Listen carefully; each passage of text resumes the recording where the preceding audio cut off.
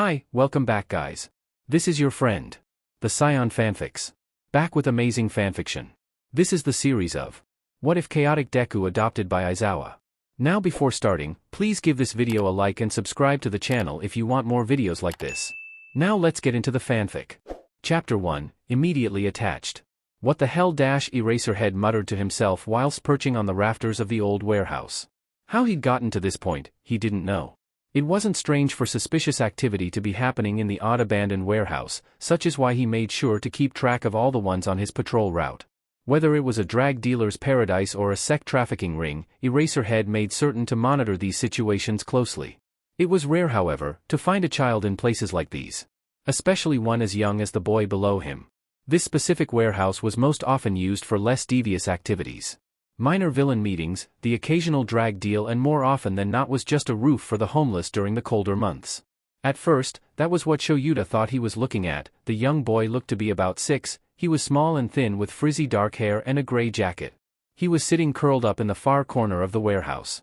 Eraser might have even missed him if it weren't for the sniffles he made every few seconds. Eraserhead was usually well acquainted with the unhomed citizens in his area. He often led people to shelters or gave them the locations of soup kitchens and food banks for them to go to. This kid was new. After far too many minutes of silence, the warehouse doors opened and a new individual stepped into the building. Eraserhead slipped further into the shadows but prepared his capture weapon silently. The child jolted his head up from his knees, his eyes bright green and glossy with tears. He had thin pupils that quickly widened to adjust in the darkness. The terror in his eyes left almost immediately as he saw the new individual. The new person was just as thin as the boy but much taller. They had shoulder-length gray hair that for a moment had Eraser thinking that this was an elderly person, at least until he saw the kid's face. It was a child as well, no older than any of Eraserhead's students. They were carrying a brown paper bag in one hand and scratching their neck with the other. "Hey brat, I got some food for you," the older one said in a raspy voice as he approached the boy. The little one smiled. "Tomu," the boy called with bright eyes. He jumped up from the corner and ran towards the older boy. "I'm so glad you're okay," he cried out as he wrapped his arms around the taller boy's waist. "Tch, of course I am Izuku. Don't worry about me," the older boy reassured and patted the little one's back. That was when Eraser noticed that his hands were clad in strange leather gloves that seemed to have the index and middle finger cut off. "Here, eat something, I didn't leave for nothing." He moved the bag into the boy's arms and he ripped it open with vigor, taking out a small takeout container of rice and what looked to be a kind of soup. The little boy paused while holding the food, looking between himself and the older boy with confused eyes. "But, what will you eat?" the boy called Izuku asked. The hero was worrying about the same thing. The food in the bag was barely a serving for a child, let alone the two of them. He examined the boys closer and noticed that the younger one, while thin, was not unusually so. His cheeks were still chubby and youthful. The teen on the other hand had arms and legs like literal twigs. No muscle mass or fat whatsoever. The boy looked like a walking corpse. "Don't worry about me, I'm not hungry, just eat up." There was no way that was the truth, he must have been starving. Beyond starving, his body looked to be running on absolute empty. The little one frowned, then set the takeout onto the ground. He ran towards the corner and grabbed something from a yellow backpack that was pressed into the corner. He ran back towards the older one and shoved whatever it was into his arms. He stumbled backwards and held onto the small gift he was given. "At least have this. And share the rice with me," the little boy demanded. Izuku, he tried to protest, his hand reaching up towards his neck. "Please." The older one seemed to pause, and silently took a look at whatever it was the boy gave him. "Fine, but you eat first." The little one grinned and dragged the older teen towards the corner of the old warehouse. They both sat down together pressed against the wall, the younger one sipping at the soup and the older unwrapping what looked like a basic granola bar that the boy must have given him. They were pushed up against each other in silence as they poked at their food. Something tightened in Eraser's throat. Just then, he felt his communicator buzz in his pocket. Once, twice, then thrice. 3 times meant there was a known villain close by. Sheet. There's no way it's one of these two, so that must mean that someone else is coming. I should get these two out of here. The older boy stood up with a shaky breath, then leaned over and whispered something to the younger boy who nodded in acknowledgement. After a brief moment, the jacket that the boy was wearing was thrown over him and the bags both boys were carrying. Eraserhead had to hand it to the boys, with the gray jacket thrown over everything. The little one basically blended in with the rest of the facility. The only question was why? Eraser knew a villain was in the vicinity, but why would they have any reason to hide? Oh. Suddenly, the doors on the opposite side of the warehouse opened wide and the bright flash of the street light blinded Eraserhead temporarily. A deep voice echoed from the entranceway, his tone leaking with cruel amusement. Well, Tomura. It's lovely to see you again. How have you been? The man stepped into the warehouse with a wide smile. A tooth was missing near the front, giving his grin a more crooked appearance. He wore a pair of round glasses and a large scarf-like garment that had a strange resemblance to intestines wrapped around his neck. Other than the scarf, the rest of his appearance reeked of false wealth. His suit was too baggy for his frame and his short gray hair was parted and gelled amateurly. Gyen. What the hell do you want? The older boy the man had called Tomura responded. Shouta mentally bookmarked the name Gyen and began to go over what he remembered about this man. Gyen. Class C villain, relatively low level and usually manages other villain interactions, a kind of broker. Known felon. Why the attitude for an old friend, kid? I have a proposition for you after all. It would be a shame to let it go to waste, especially with your current situation. The man made his way into the warehouse with an unnerving confidence in his step.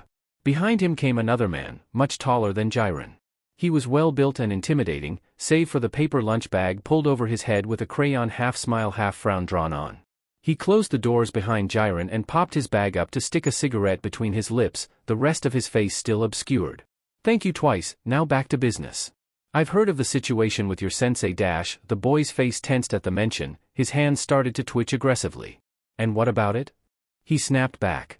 Gyen held up his hands in a placating manner. Relax, kid, I don't care too much for family business. A moment of silence fell upon the warehouse. Then why are you here? He asked. Eraser saw as bits of skin peeled and reddened fell onto the boy's thin sweater as he began to itch at his neck. He cringed at the sight, then briefly took a moment to send a buzz in response to his communicator indicating he was handling the situation. Why, to get your help, of course. I heard you may be in a bit of trouble, so I assumed you'd be looking for a chance to make some yen. An empty silence as the tension filled the room further. So what do you say? Care to help me and twice out for a little extra? He asked, still grinning just as wildly. The tension grew and for a moment it looked like the boy wasn't going to give an answer, like he was preparing to run. The way his body twitched was like an injured animal, panicked and backed into a corner. However, something changed, the kid's face hardened.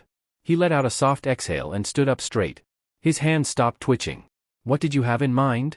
There was a sudden shuffling, then the sound of footsteps echoed in the empty space. No, Tomura. Don't. The little boy ran out from the corner, barreling right into the older boy, grabbing onto his midsection. Sheet, why couldn't you have stayed hidden, problem child? The teen stumbled backwards in shock. Sheet, I told you to stay hidden, brat. He chastised the child, placing a hand onto his back. You can't. He cried, blubbering into the older boy's shirt. Don't do it, Tomura. Don't help them. The little one was now sobbing, his voice echoing through the warehouse. Both of the boys seemed to have forgotten about the other company they had. Eraser hadn't, he'd kept his eyes focused on Gyen. The man's eyes were hidden behind glasses, but his expression was still mostly visible. A sickly satisfied look graced his visible features. He was starting to have a really bad feeling about this. The teen's shock had subsided and the hardened face dropped into a frown. His stern expression cracked. His eyes were wide and conflict was unmistakable on his features. A slow applause echoed throughout the space. Well done, kid, I was wondering where the little one was hiding. Gyen chuckled.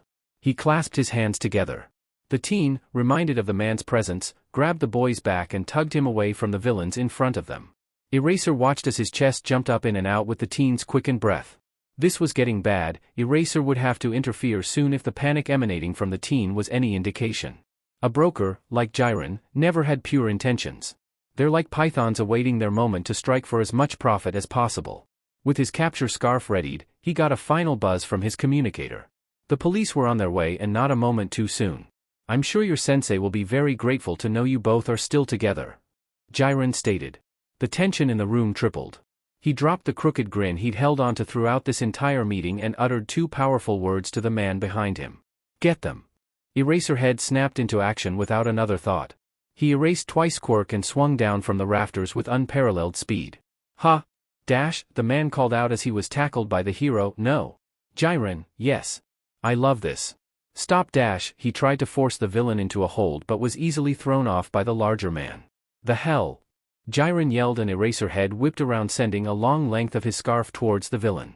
The scarf wrapped around his feet and with a slight tug sent the man flying off kilter. He whipped it upwards, the villain's head hitting the concrete with a wet squelch. Continuing with the momentum, the scarf kept dragging the man's unconscious body upwards, stringing it over the rafters in the ceiling and letting the man hang from his feet like a strange bat. "How dare you, me next!" shouted the other man, his voice suching tone between sentences. He began to swing towards the hero with heavy fists and sloppy motions. Eraser easily dodged and managed to catch one of Twice's fists in his scarf.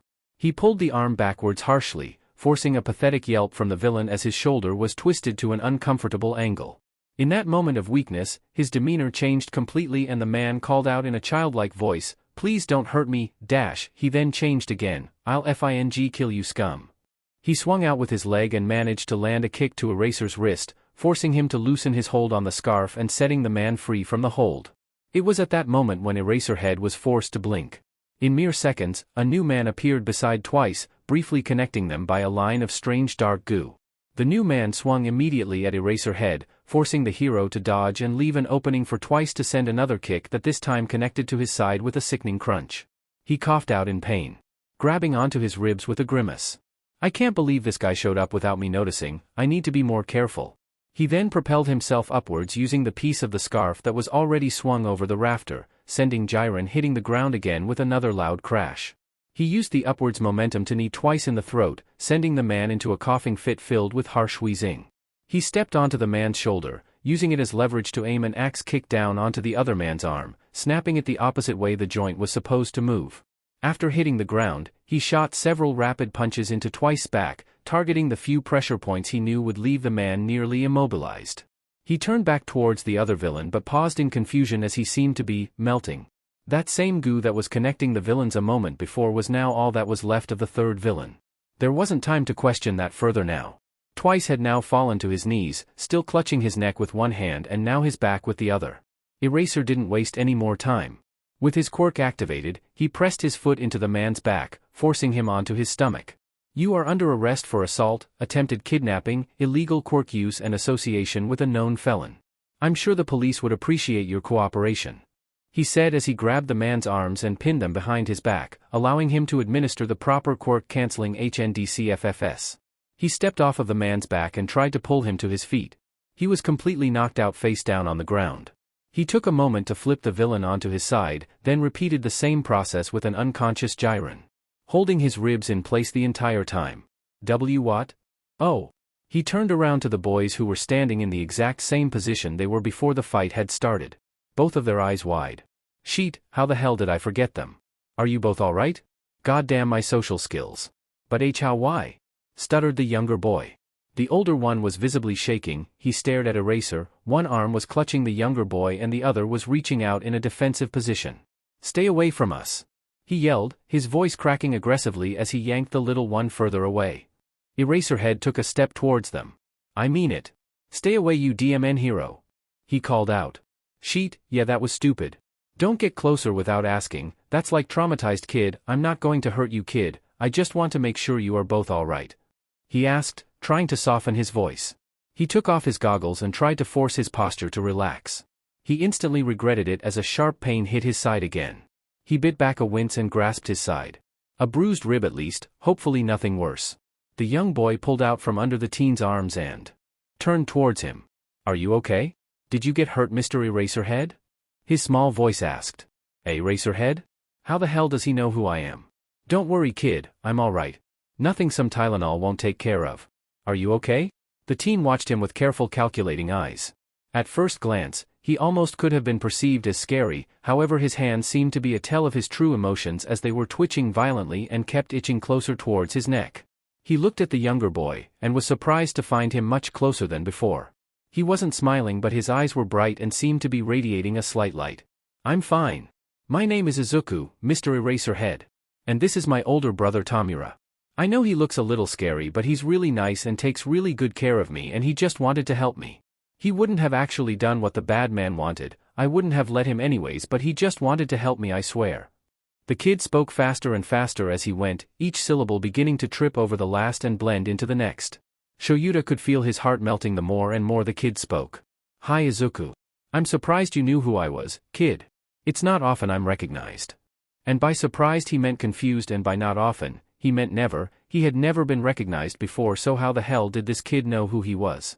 The kid's face turned bright red and he began to rub at his neck anxiously, maybe a habit he'd picked up from his brother.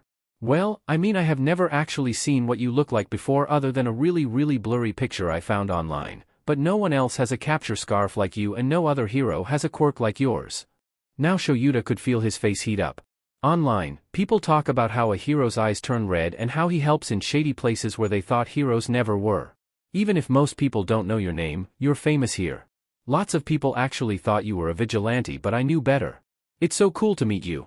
Your quirk and capture weapon are so cool to see in person. How much can your scarf hold without breaking? Does your quirk work on multiple people at once, or is the limit simply how many people are in your field of vision? Is the floating hair and red eyes some sort of mutation of your quirk, or maybe they're artificial as an intimidation tactic, although that would be counterintuitive because then your opponents would have some sort of tell for your quirk and then it would be more difficult to fight more intelligent villains. And dash, as he continued to talk, his rambling turned into more muttering than what was actively decipherable. Shouta was starting to wonder if this kid has some kind of intelligence quirk. I would be happy to answer some of your questions about my quirk if I could ask you and your brother a couple things as well. He interrupted, startling the kid back to attention. Somehow, his face managed to lighten up even more. Now Shouta was wondering if he had some sort of sunshine quirk because he was almost certain the warehouse just got visibly brighter. That would be so cool, right, Tomura? Dash, the boy turned to his brother who was looking at Shouta with glare that rivaled even his own.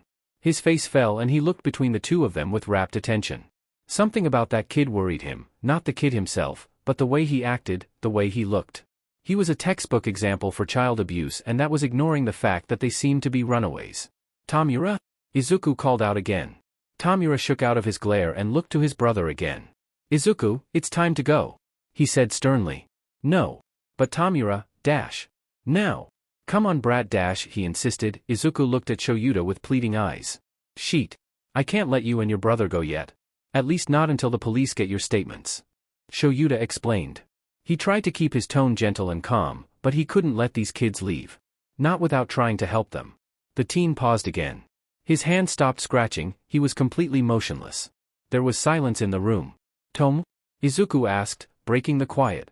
The teen then snapped his head upwards and made direct eye contact with Shouta, his eyes bloodshot and his pupils darting from side to side. He started to sway back and forth as he stood, his labored breathing becoming audible even from where Shouta was standing nearly 10 feet away. Then in another moment, his eyes rolled up into his head and his body became limp as he collapsed to the ground without another word. Before he had realized he was moving, he had caught the boy before his head had managed to hit the concrete. He groaned in the sudden strain on his ribs, but he had caught the teen, which was all that mattered. He was alive, he had a pulse, and he was obviously breathing, judging by the movements of his chest. In fact, with how thin the boy was, you could almost see the way his organs moved through his skin. He was certainly alive, but Tomura was not at all well. His arms were just bone and his face almost looked skeletal, the only color being the dark blotches around his eyes, much like Shouta's own. Then the teen's eyes began to open slightly and his breathing quickened again. Please, dash, he uttered the single word, his voice filled with such innate panic. It's okay, kid. You and your brother are going to be all right. At his words, somehow, the boy's stiff physique dropped and his body became limp. His eyes welled up with tears and darted around until they caught sight of Izuku, who was standing a couple feet away, looking at his brother with wide eyes. After seeing Izuku, his breath hitched, then his eyes rolled up into his head and he was out. There was silence for several seconds, only filled by Shouta's heavy breathing. Tomura? A concerned voice rang out. Shouta turned to look at the little boy and had to take a breath to compose himself. He was kneeling beside his brother, just looking at him. Eyes wide and glossy with tears. He'll be all right. He's just really tired and he needs some time to rest. Kami, that was so sheet. The boy sniffled and wiped at his eyes. He doesn't sleep much. When I get nightmares he's always awake before me. Shouta didn't know how to respond, so he just nodded at the child's words. They sat in silence for some time. Shouta managed to adjust his position so the teen was laying in his lap rather than supported just by his arms.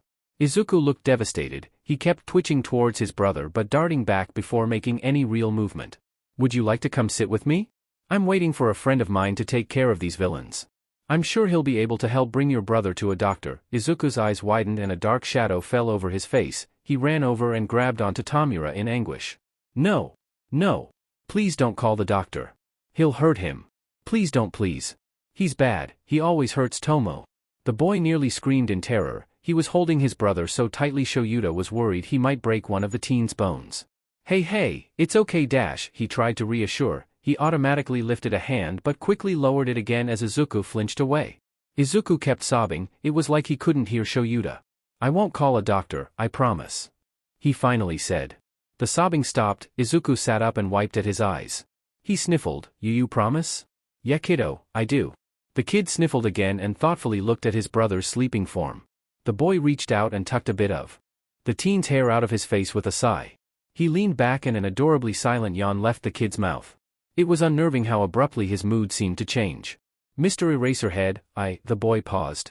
Eraser glanced down at his hands and saw them fidgeting awkwardly.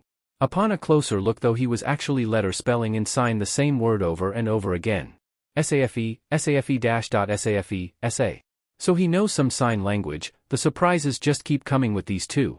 Do you know sign language Izuku? The hero interrupted. Izuku looked up and nodded slowly. Would talking be easier with your hands? Shouta signed to the boy who looked at him with shock. Then his face stretched into the brightest smile he may have ever seen, it even rivaled Hisashi's. Yes I would like that Mr. Erase, the kid was trying to fingerspell his hero name and was obviously struggling. Aizawa, just call me Aizawa. He signed the sign name Hisashi gave him as he spoke. Don't worry about the formalities either. The kid stared at him, his expression unreadable. Then his mouth dropped and his hands began moving at hyperspeed. But that's your real name. Why would you tell me that? He waved the boy's worry off. It will be easier this way. For whom he wasn't sure. Do you have any other names? A family name or something? Wow, great segue Shouta, that didn't feel forced at all. The kid's demeanor dropped for the millionth time that night. Sensei said it's Shigaraki. That's the family name he told me, but mommy had a different name. Sensei huh? Jiren mentioned something about a sensei earlier. I've never heard that surname before though. If his mother has a different name, no, not had a different name then this could be messy. Kidnapping maybe? Or rather. What's your mom's name Izuku? Yeah, that's where I'll start, if I know her name I can maybe find a record of them both. Maybe she's still looking for her kid? Hopefully there's at least a Quirk record, maybe I can help you find her? He suggested. The boy's eyes lit up, then his face dropped again and his eyes began to well up. Sensei said that she didn't want me anymore. That she didn't want to be my mommy. Poor kid, no one should have to be told something like that. What was her name Izuku? I don't know your sensei, but maybe he made a mistake. He made his mistake when he hurt these kids. But hopefully he was lying about the kid's mother as well. The kid took a deep breath and dropped his hands to hold on to his brother. Her name is Inko. Inko Midoriya. Yeah. Midoriya. That's it. He struggled with the name, like it was something he had never said before and was straining to remember. Shouta wondered how long it had been since Izuku had seen his mom and how long had he had this sensei. Shouta let out a relieved sigh then nodded at Izuku. Thank you kid. Thank you dash. It was at that moment that the echoes of police sirens began to sound in the distance. Izuku jumped up in panic, but seemed to calm down at Shouta's lack of reaction. It's all right Izuku, I called them. They are here to help. The boy pursed his lips and sat down by Tomura again. He stared at the boy for a good long while before making eye contact with Shouta and nodding. He looked down at the teen once more. He seemed peaceful, his unconscious form seemed so much smaller than when he was awake. Thanks Tsukauchi. I have a feeling this will be a long night for all of us. Sheet, I need to message my husband. Tsukauchi was having an exhausting day. And he was in for an even more exhausting night. With coffee in one hand and his communicator in another, he was keeping track of known villain locations and sending local heroes to collect intel. There was something going on in the underground but he wasn't sure what. Villains were crawling out of hiding and appearing much more frequently. He kept hearing chatter about some mastermind in charge of it all and he was certain that he knew who. He just had to find him. His last message was to underground hero Eraserhead about several suspicious individuals walking into an abandoned warehouse. A pretty standard information collection mission. Or so he had believed. All seemed normal, a response from Eraserhead indicated he had received and was dealing with the situation as a welcome respite from the micromanaging he was having to do for some other heroes. Just as all seemed to be going well for once, another message came through from Eraserhead asking for a police cruiser, likely for transport. CRP, something must have blown his cover, he muttered to himself. He let out a loud yawn and rubbed his temple at the slowly growing headache. Sansa. He called out the open door. Yeah boss? The cat detective responded, poking his head through the open door. Grab your keys. Tsukauchi ordered. We've got more work to do. The police arrived in 2 cars, a basic cruiser and Tsukauchi's work vehicle, a small black SUV. It took them no more than 15 minutes to arrive, which though a short time, was far longer than what was comfortable for their position. The constant checking of the 2 knocked-out villains was enough to elevate Shouta's stress far beyond its comfortable limit. Thankfully most of the time Shouta was too preoccupied to even think about his own injuries, let alone let himself feel the ache of them. They pulled up to the warehouse, sirens wailing, lights flashing. Izuku had a blank look on his face, his expression was stone and his head kept drifting downwards as they waited only to jolt back up. The warehouse doors slammed all the way open, allowing the street lamp and police lights to illuminate the warehouse with flashing red and blue. Though a welcome sight, it was rather harsh adjusting his tired eyes' vision to the changing lights. He rubbed at his eyes, then brought his hand down onto Izuku's shoulder, giving it a small squeeze. He wasn't sure what prompted the action, but it seemed to ease some of the kid's tension, which was enough for Shouta. Tomura was still out. His body was shivering and his skin was cold and clammy to the touch. It was as if his body was fighting against sleep itself. He wiped the sweat off the teen's forehead with a bit of his scarf and slipped his arms under the teen, pulling him into a bridal carry.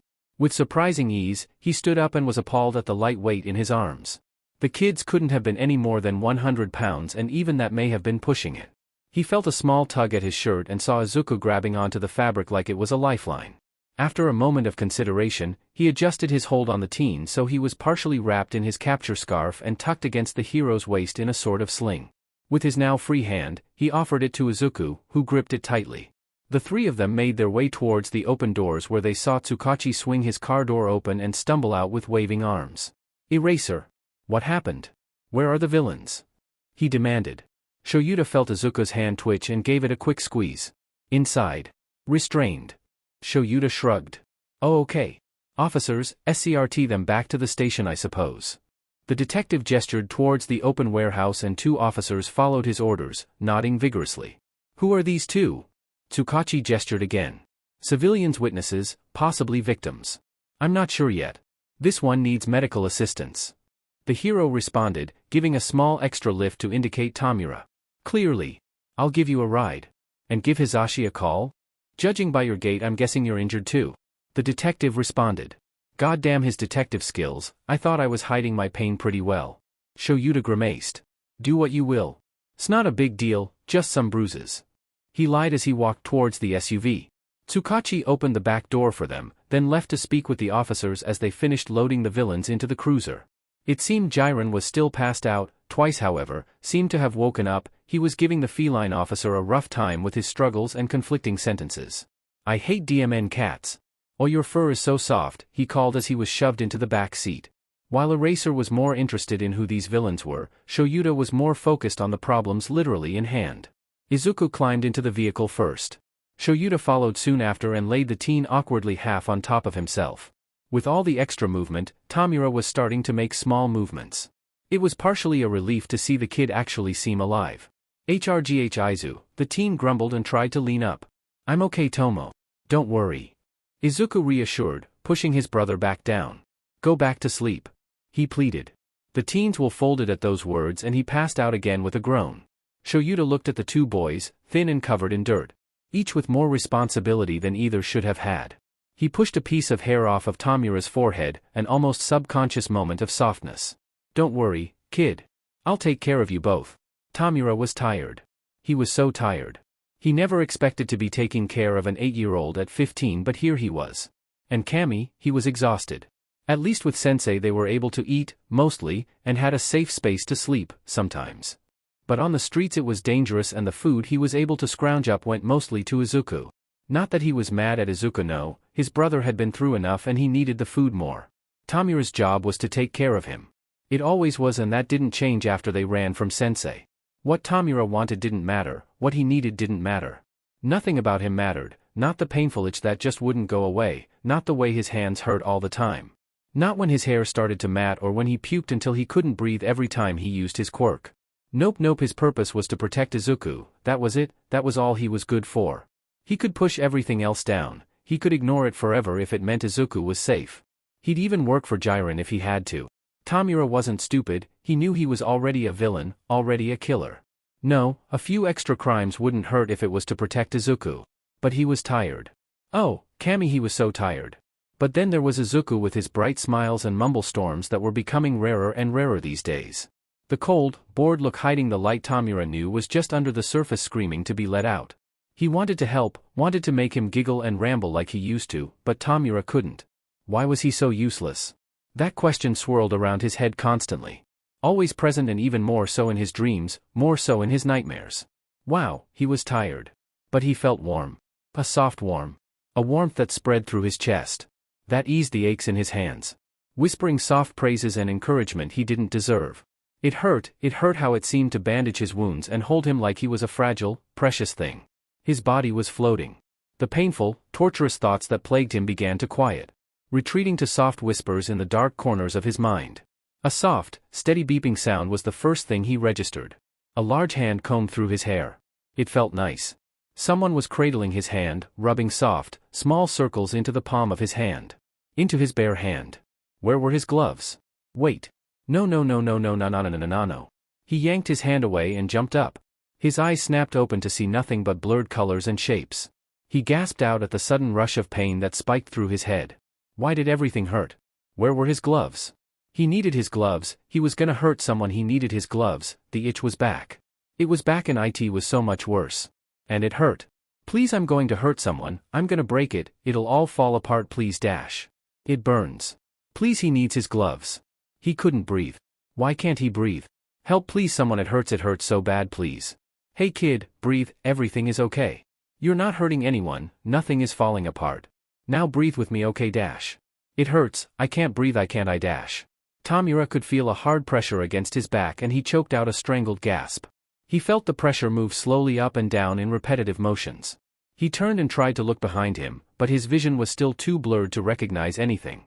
I'm trying, I can't breathe, I'm trying dash. He tried to will his lungs to take in oxygen. Tried to breathe. You're doing so well, Tomura, just keep breathing with me. Everything is going to be okay. The words seeped into his head. It felt comfortable, warm. His heart rate began to slow. Soon, breaths were becoming easier. He was almost in time with the breaths of the other person. He couldn't help but press closer to the warmth he was so unused to. Keep going like that, kid. Keep breathing with me. In and out. Finally, Tomura's vision cleared and his breaths evened out. He could still feel the itch, but it was faded and far less painful. He was in a hospital, it was white and sterile looking with the strong smell of chemicals prominent in the air. The window allowed rays of light to shine into the room. Beside the window, there was another bed, where Izuku was sleeping peacefully. He was tightly gripping on an arm that was attached to a man. The man had long blonde hair, green eyes, and red-framed glasses. When he saw Tomura looking at him, his eyes lit up and he beamed at him with a smile that rivaled Izuku's in its brightness. Hey little listener, I'm Yamada. How are you feeling, kiddo? The man asked, forcing Tomura to blink out of his stupor. How was he feeling? Despite waking up panicked. He felt fine. Better than he had in a while. Though, he was still painfully aware of the fact that his hands were bare. He felt panic rise in his chest for a moment before he clenched his hands into fists and bit his lip to ground himself. He took another deep breath. Can I have my gloves? His throat was rough and dry, it hurt when he spoke, but that was far from tolerable compared to what he was used to. Of course, kid. Would you like Hizashi to get them? Or should I? The man against his back asked. Each word moved his back against Tomura. He faintly recognized the voice and turned to look at the man. He had black hair tied in a knot behind his head. Prickly stubble covered his chin and upper lip. His expression was soft and his voice was low and gruff. The man's calloused hand was gently combing through the mats in Tomura's hair. The feeling was familiar. Suddenly, memories of the morning hit him and he immediately recognized the man. He was Eraserhead. The pro-hero who actually seemed to give a shit. Don't leave, he murmured, with a hint of desperation in his voice. I won't, Eraser responded without so much as blinking, the gloves should be in the small cubby right by the door. Yamada untangled himself gracefully from Izuku's grasp and gave them both a thumbs up. He jogged over by the door and, within a couple of seconds, was presenting Tomura with his black gloves. He slipped them onto his hands, with a relieved sigh at the familiar feeling. The tension in his body released and he practically melted. Leaning into the hands combing through his now less matted hair. What time is it? Eraser pulled out his phone for a second before closing it and looking back at Tomura. It's 1:25 in the afternoon. You were asleep for around 7 hours, Izuku has been passed out for around 5. Tomura hummed as a response. 7 hours was more than he was used to. Then why did he still feel so exhausted? The three sat in comfortable silence for a bit. The only sound in the room was Izuku's quiet snores. Tomura watched Yamada closely. He truly did seem nice. Every so often he would run his hands through Izuku's curls with astounding softness. The bright grin he had given Tomura had melted into a soft, calm smile as he seemed to enjoy the quiet peace of the room. Tomura, do you feel up to answering some questions for a detective? He won't ask anything you don't feel comfortable answering. Eraserhead asked, breaking the peaceful silence. I don't care. He started to curl in on himself a bit. Though he trusted Eraser to keep them safe, he wasn't exactly excited about having a detective probing around in his business. It's not like I can really say no dash. You can always say no, kiddo. Nobody is going to force you to do anything. Yamada stated, turning the soft smile to Tomura. He was confused, he must have been. Tomura didn't have a choice. He did what was needed, and if he didn't he was forced to. Hearing those words out of Yamada's mouth must have been a lie, a trick like Sensei had taught him. But then again, he'd left Sensei for a reason. Maybe he was the liar. After all, it was hard not to believe Yamada, when his eyes held a sincerity that was near impossible to fake. I'll do it. I know I don't have to, but I might as well give that NPC some answers if they really want them. Yamada gave him a wide smile and Tomura couldn't stop the small upturn of his lips in response. Maybe this wouldn't be too bad. All right, kid, I'll let him know he's welcome to come in. A breath caught in Tomura's throat as Eraserhead slid off the bed back into the chair beside it.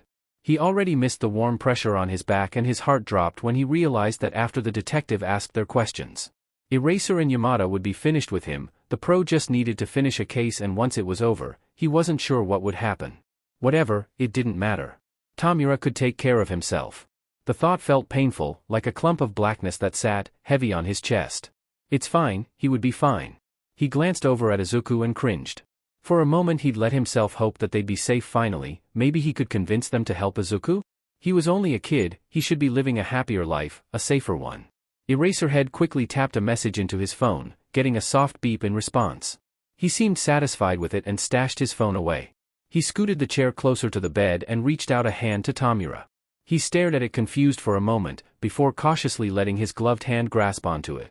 The door of the hospital room opened with a quiet creak and all three people snapped to look at the door. Standing there was an exhausted-looking man wearing black dress briefs with a matching blazer. He had a white button-up with a police badge pinned onto it. In his hands was one of those cardboard drink holders you get to go from fast food places with 4 hot drinks in it. He sighed and straightened his posture slightly in an attempt to look more professional. Hello Aizawa, he nodded at Eraserhead then turned to Yamada. It's nice to see you, Yamada. I bought drinks for everyone. The man then turned to look at Tomura. While he did look curious, the look he gave him was nothing like the ones he'd gotten from cops before. He didn't seem immediately repulsed by him. He even gave him a tired smile. You must be Tomura, I'm Detective Tsukauchi. Do you like hot chocolate? The interview was nothing like he'd expected. During the interview, Tomura made several discoveries. The first one was that hot chocolate was the best thing in existence and nobody could ever convince him otherwise. At first, he'd been skeptical about taking the hot drink. He'd never been allowed chocolate before, but the heat from the cup eased the pain in his hands and Eraserhead, who he now knew was named Aizawa, seemed to trust the man who brought the drinks. He lifted it to his face and a waft of sweetness entered his nose and he'd never smelt anything so amazing. He took a sip and holy shit, it was even better than he'd expected. Do you like it, kiddo? Yamada asked. Tomura nodded vigorously and took a big sip of the rich chocolate. I'm glad. The detective passed 2 of the other drinks to Yamada and Eraser, then took the last for himself. He dragged an empty chair from the corner to come sit across from Tomura's bed. So, let's get started, shall we?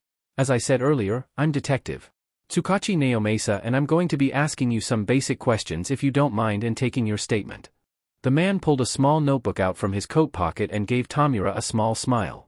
My quirk is called Lie Detector, so I'll be verifying your statements as either truth or lie after each question. Tomura nodded slightly, thinking about how excited Izuku would be to analyze a quirk like that when he woke up. So first question, what is your full name? Tomura, I don't have a family name. Truth, good. What's your quirk? Tomura went silent. I understand quirks can be sensitive, but this is just for the record. Quirk discrimination is illegal and I won't be treating you any differently because of it.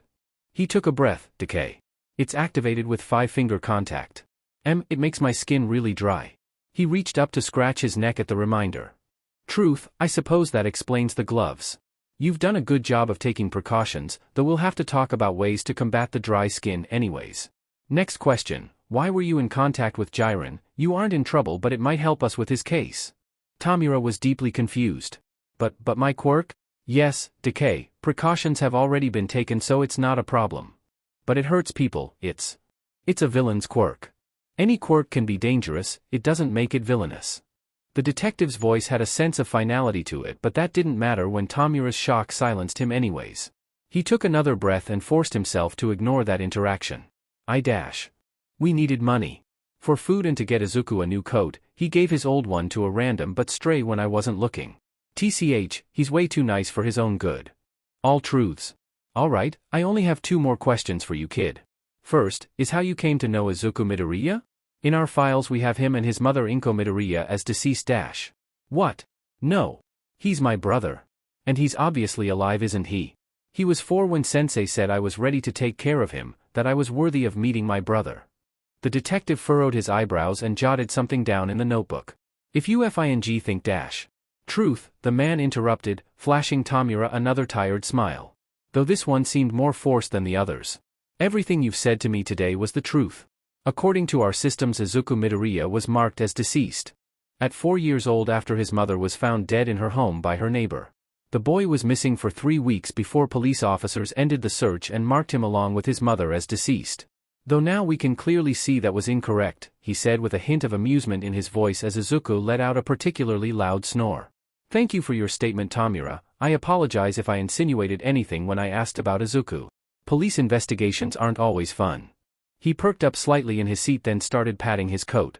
Oh, and before I forget, the detective riffled through his pockets for a second before pulling out a folded sheet of paper. The foster forms you asked for, Yamada. He tossed the paper over to Yamada, who caught it with a fond smile. From what I've heard today, there shouldn't be any problems with them, especially with your hero licenses, to get the process moving quicker. Just file them with the hospital at discharge, then you can take these 2 home. Wait, what? Tomura tried to ask. Thank you, Tsukauchi. We'll talk about this more once we get them settled in with the other problem children. Aizawa stated, simultaneously giving Tomura's forgotten hand a soft squeeze. Is anyone to explain what the F is happening? He snapped. He gave the still smiling Yamada a sharp glare, then turned his glare to the 2 men by his bed. Aizawa's face softened and he reached up to ruffle Tomura's hair, forcing him to drop his glare. You and Izuku are going to be staying with me, Hizashi, and our sons Katsuki and Hitoshi. We also have cats. If you don't want to, I'm sure Tsukauchi could arrange you to both go to a different foster home, but What? Tomura stared at him. They were going to be staying with them? Like actually? You mean you're not We aren't about to send you both back on the streets. Plus, I made a promise, didn't I? Are you okay with that? What? Yeah, that sounds good. That's fine, yeah. Whatever. Aizawa nodded at him. He swore he could have sworn he saw his lips turn up for a second before the man turned away to address Tsukauchi again. Sounds like that's all good for the kid. Keep me updated on everything. I will, Eraser. The 2 shared a nod between each other. Then the man downed his coffee and left the hospital room, shutting the door behind him. Tomura just could not process what was going on. It didn't fit into the narrative he had forced himself to believe, and though he tried to ignore it in favor of his hot chocolate, he couldn't help but feel as though none of it was at all real. Why were they all so nice to him? It didn't make any sense. They listened to what he wanted, to what he needed, and they seemed to actually care. Even the DMED detective was nice, and it was infuriating. Nobody was supposed to be kind to him. He didn't deserve it. He didn't matter. So why did they keep telling him he did? Hey, Shouta. How's yours and Hizashi's day off going? Not as expected. We might have to push back dinner tonight. I don't think the kids are going to be up for that yet. Huh? What do you mean, man? Hitoshi and Blondie love when we come over. Well, not those kids. I might have found 2 more last night on patrol. Tensei Wait, really? Again? Wow, that's like the 3rd time. So do you need me to take the boys home? I know Tenya might be a little upset at the dinner change, but I'm sure it would be fine. I think it might be best if they stay with you for at least a couple more hours. Hizashi is signing the discharge papers now, and it might be best to get the kids settled a bit first before we introduce them. Toshi might be okay with it, but I'm not sure how Katsuki will handle them. He seems to be doing well in therapy, but I still worry. You remember how much he lashed out when he first came to live with us. He's a good kid. I'm sure Blondie will be fine, especially with you both. Honestly, I don't know how you're so good at parenting. Sometimes I worry about Tenya being stuck with me. You're doing good.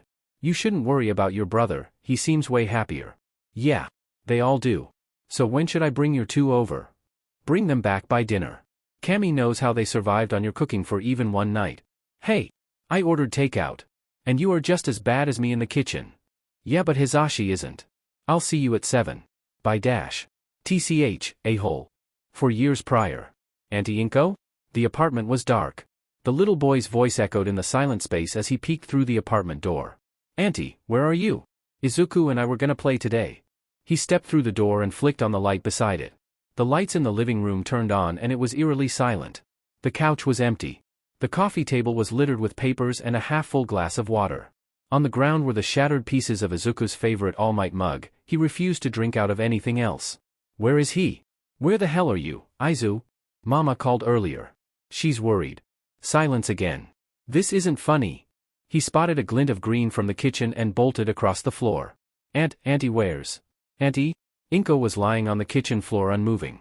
Auntie. The little boy ran over to the woman with a yell. She was hurt. Auntie was hurt and she needed help. He needed to help. Where is Izuku? Is he okay? What happened? Would she be okay? Auntie please wake up. Where's Izuku? Is he okay? Auntie wake up, please wake up. Why won't you wake up, please wake up, Auntie please. The boy sobbed. Her eyes were open and not blinking. They looked dull, and she hadn't even noticed he was there. Why didn't she see him? Cammy, why was she so cold? She's supposed to be warm. Tears were streaming down his face and he could tell he was yelling, but he could barely hear anything over his own panic. Wake up. Auntie wake up. Wake up, wake up, wake up, wake up. Please. This isn't funny anymore. He didn't know how long he'd been there. He could only repeat that mantra over and over again. Almost like the more he said it, the more likely it would happen. That any second now, she would blink and smile at him warmly. That Izuku would. Wait, where's Izuku? Does he know if Auntie would be okay? Is he okay? He jumped up and winced at the sound Auntie's head made as it hit the ground. He ran towards Izuku's room. The ground was slippery, but it didn't matter. He needed to find Izuku. Izuku! Izuku! It's me! Where are you? He bolted through the apartment yelling for Izuku. His hands and feet felt sticky, but it didn't matter, he needed to find Izuku. The boy tripped down the hallway to his friend's room and slammed open the door with a loud bang. Izuku! Aizu it was empty and the room was trashed. The All Might posters that had covered his walls were ripped and scattered through the room. The bed was unmade and the sheets were torn to pieces. The window was open, the bright sun shining through felt wrong. It was all wrong. He ran his hand through his hair, tugging at it in a sudden rage. This wasn't fair. He couldn't just disappear. Where is he? Cammy, that brat better not be causing Inko trouble, Mitsuki muttered to herself in response to the yelling from down the hall.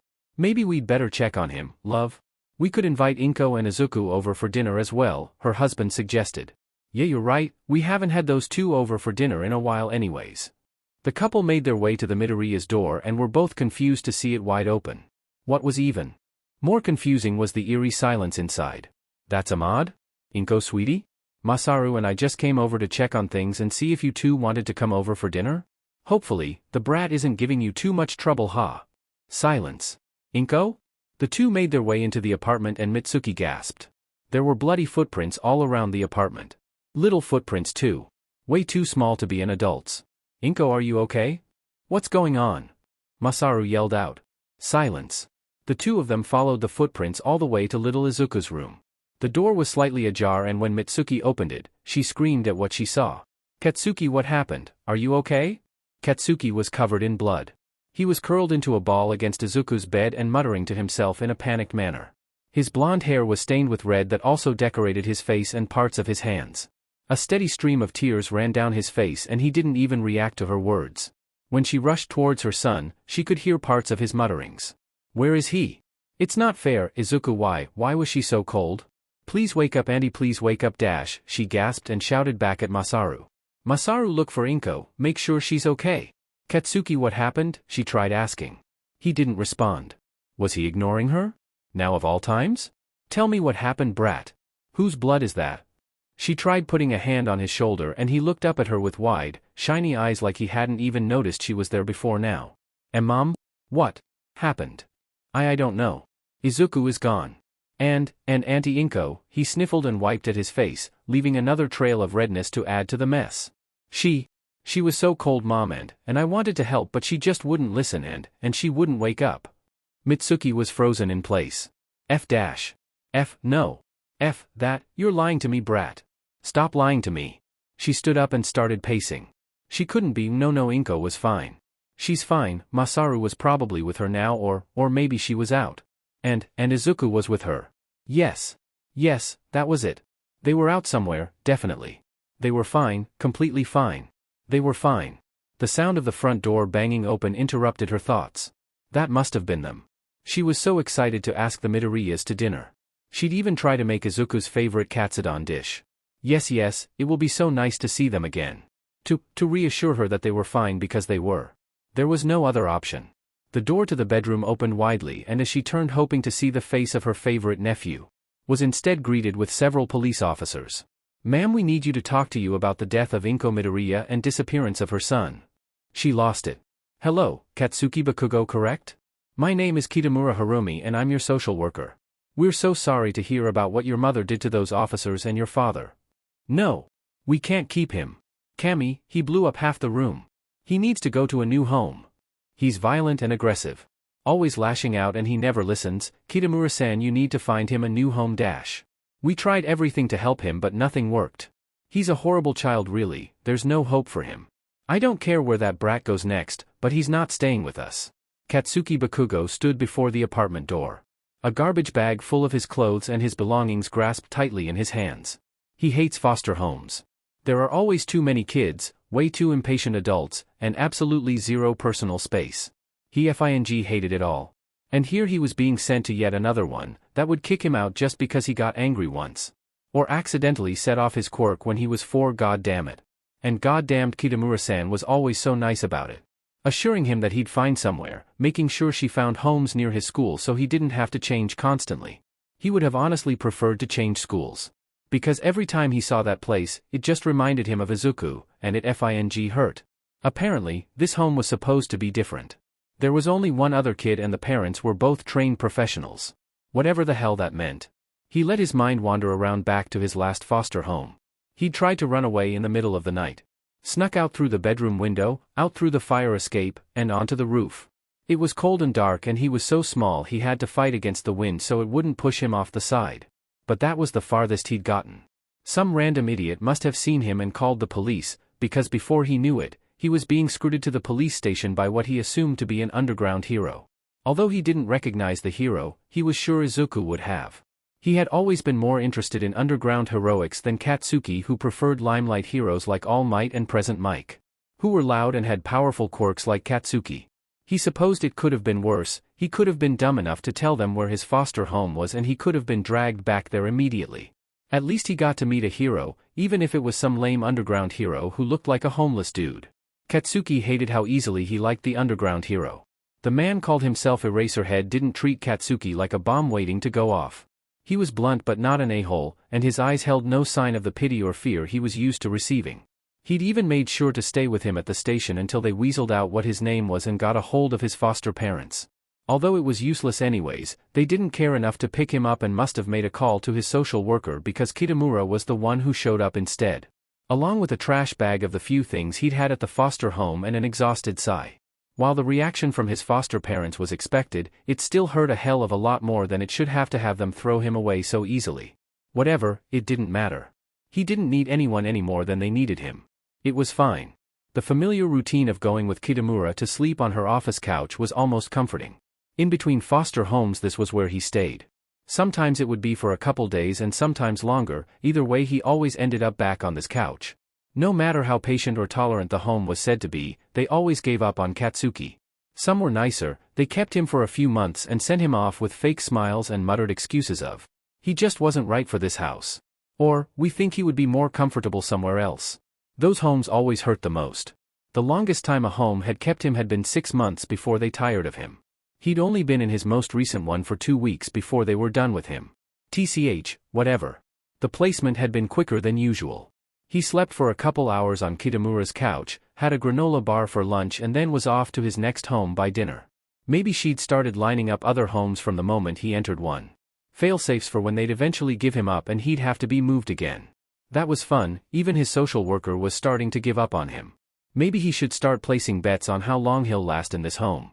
Kitamura stepped forwards and before she knocked on the door, knelt down to Katsuki's level and gave him a gentle smile. "All right, little guy, this is it." She ruffled his hair. And he let out a growl.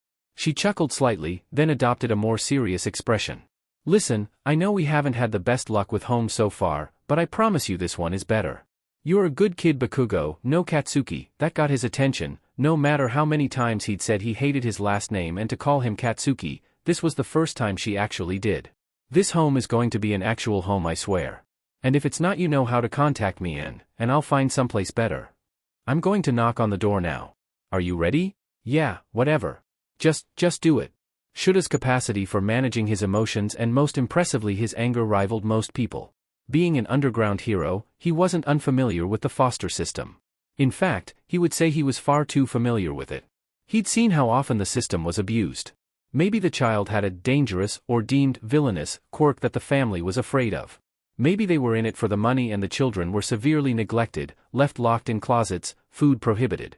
Sometimes there was violence, beatings from the parents, quirk abuse, SXL abuse, insults, guilt-tripping, gaslighting.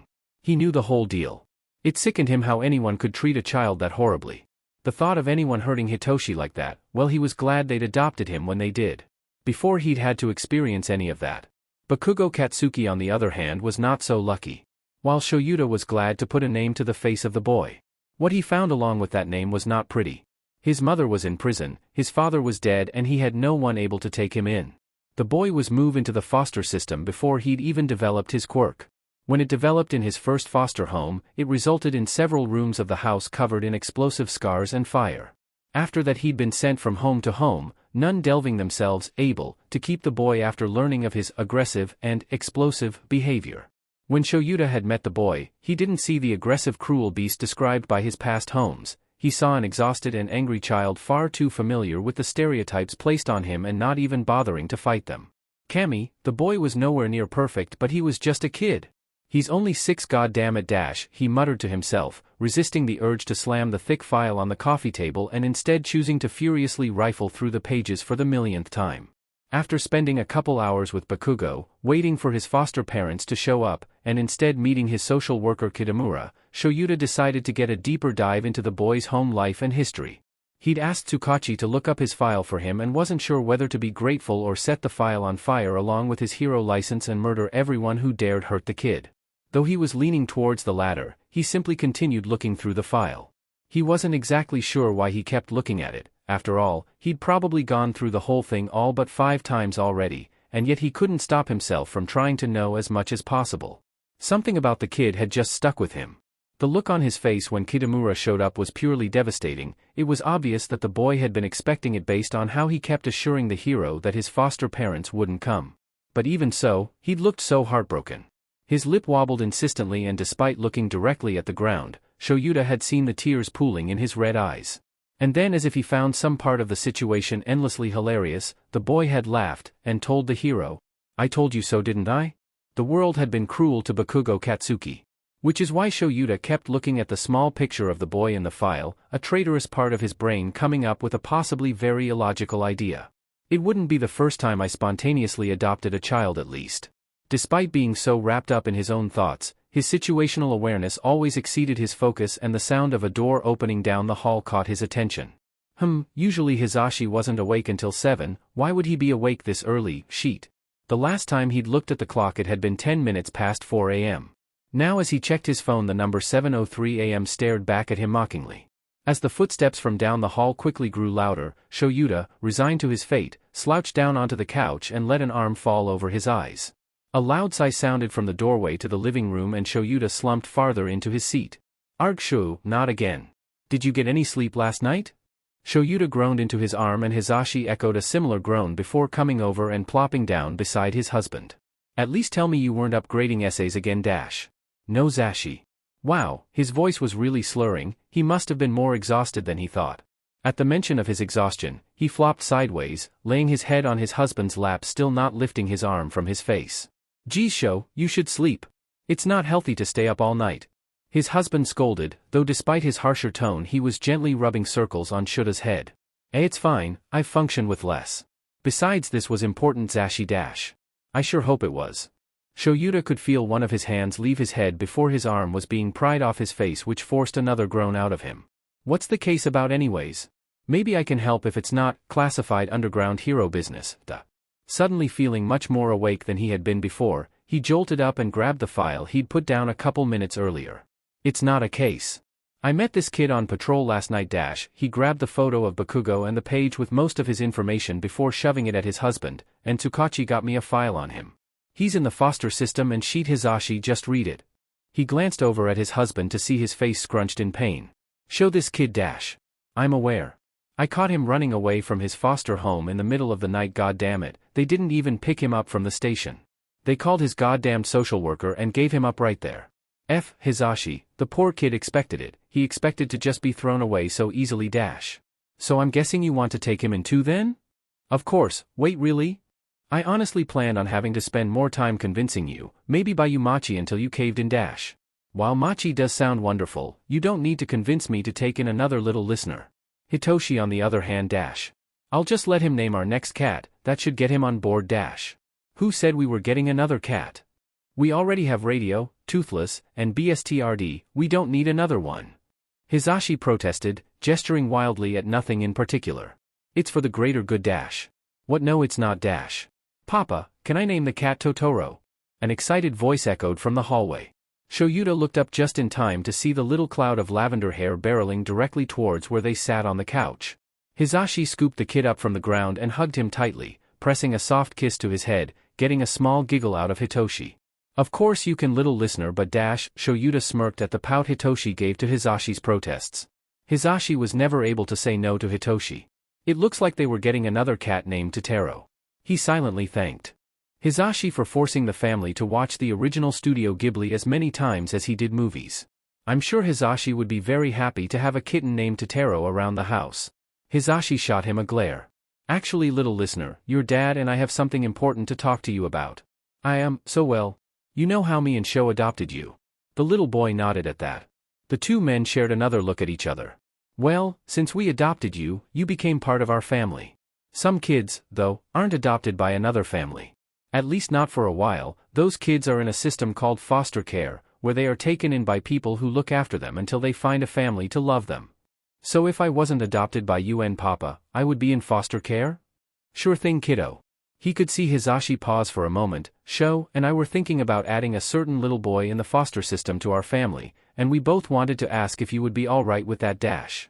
You mean I would get a brother? What's his name? Hitoshi, who was previously sitting comfortably in Hizashi's lap, had jumped up excitedly, almost smacking Zashi in the head in the process. Katsuki. He's been in foster care for 2 years now. The people he's stayed with have been illogical and have been mistreating him. I met him last night on patrol. He's a good kid. I think you would like him, Toshi. Then he should come live with us. He deserves a family too. Sho could feel his heart melt at that and couldn't help but lean forward and scoop his son into a tight hug, which was quickly reciprocated. He could feel Hizashi's arms wrap around the both of them, and for a moment he let himself relish in the warmth of his family. Hopefully they could all show Katsuki the love he deserved. And hopefully he didn't mind hugs. Regretfully having to pull away from the hug, he reached forward and ruffled Hitoshi's hair fondly, the tot leaning into the touch happily. I suppose it's settled then. It looks like we'll be adding 2 new members to our family dash. Hizashi's loud groan echoed through the room and Hitoshi giggled, his big purple eyes dancing with delight. I'm going to be the best brother ever. F you, eyebags. F you too, Blasty. It was 8 months and counting with Katsuki living here, and the boys were getting along great. At least that's what he hoped it could be referred to as. Although, Hizashi had never heard 2 7-year-olds swear so much. You're hogging all the goddamned blankets. I'm FING freezing. Hi FING freezing, that's an odd name, but I'm not one to judge dash. I will FING kill you Toshi dash. If you did, then you wouldn't have anyone to spar with. TCH. Just pass a goddamned blanket so we can watch the movie already. Hitoshi did not end up passing the blanket, although he didn't complain when Katsuki decided to join him underneath them. The 2 boys pressed against each other adorably. Hizashi was so proud of them. The picture he managed to take would definitely end up in the photo album and maybe framed on the wall if he could find room. When they had first taken Katsuki in, things had been rough. He was stubborn and was absolutely convinced that they would leave him behind. He hadn't even unpacked any of his belongings for a full 2 weeks after they'd taken him in. The boy had confessed to them recently that he hadn't been fully convinced he wouldn't be carted off to another home until 6 months of staying with them. Hearing that had been hard. They'd spent the night all together in the living room, cuddled up with hot chocolate and movies, trying to make sure Katsuki felt as safe and loved as possible. Within the first couple weeks, Hitoshi and Katsuki had gotten along like wildfire. Katsuki seemed softer with him. Sho and himself privately speculated that how he treated the boy had something to do with a sort of fierce protectiveness he'd been forced to gain in other homes. He would always tone down his scowls around the other boy, and eventually he was even the first one to make Katsuki genuinely laugh in front of them. Hisashi had nearly cried with happiness. Eventually the two had created a brotherly rivalry, which was what Tensei had called it. At first Hisashi had been nervous about it, the way they teased and swore at each other. That was until he saw the incessant giggles that always followed and the way they would snuggle up on the couch together to read the new editions of their favorite manga. They seemed to be the perfect matches for each other, both with their personalities and during the spars Sho had coached them through. Katsuki seemed to have had a slight aversion to using his quirk. He would flinch at every explosion and come up with excuses not to use it. Neither of the parents wanted to push the issue, so they mostly stuck to quirkless sparring. Quirkless sparring that was so evenly matched between the two, that the amount of wins they both had was almost equal and the amount of draws were higher than the wins combined. Again, Hisashi couldn't have been prouder of his favorite little listeners. "Papa, can you please bring us the muffins you baked yesterday? We're hungry and the movie is about to start." Hitoshi startled Hisashi out of his nostalgia-filled reminiscing with the plea. He looked over at the boys, still pressed together on the couch, but this time the both of them were turned to face Hisashi. Hitoshi with big puppy dog eyes that made Katsuki GG and shove a hand in his brother's face. "You gross, don't make that face Toshi Nzashi." Katsuki suddenly called from the couch, hand previously on Hitoshi's face now just resting on the boy's head while he glared daggers into the blonde. "When will the old man be home? He should be on the way back soon. Sho has been stuck in a meeting with Nizu about the teaching jobs, but according to him he's on the way back here now for the movie night. Would you boys like hot chocolate as well?" "Yes please." Hisashi jumped backwards at the new voice and stumbled forwards before turning to see his husband climbing through the FING kitchen window. "Shouta. We have a door you know." "Yeah but this is more fun oof." A sudden blur of purple sped straight into Shouta, wrapping around his legs like a koala.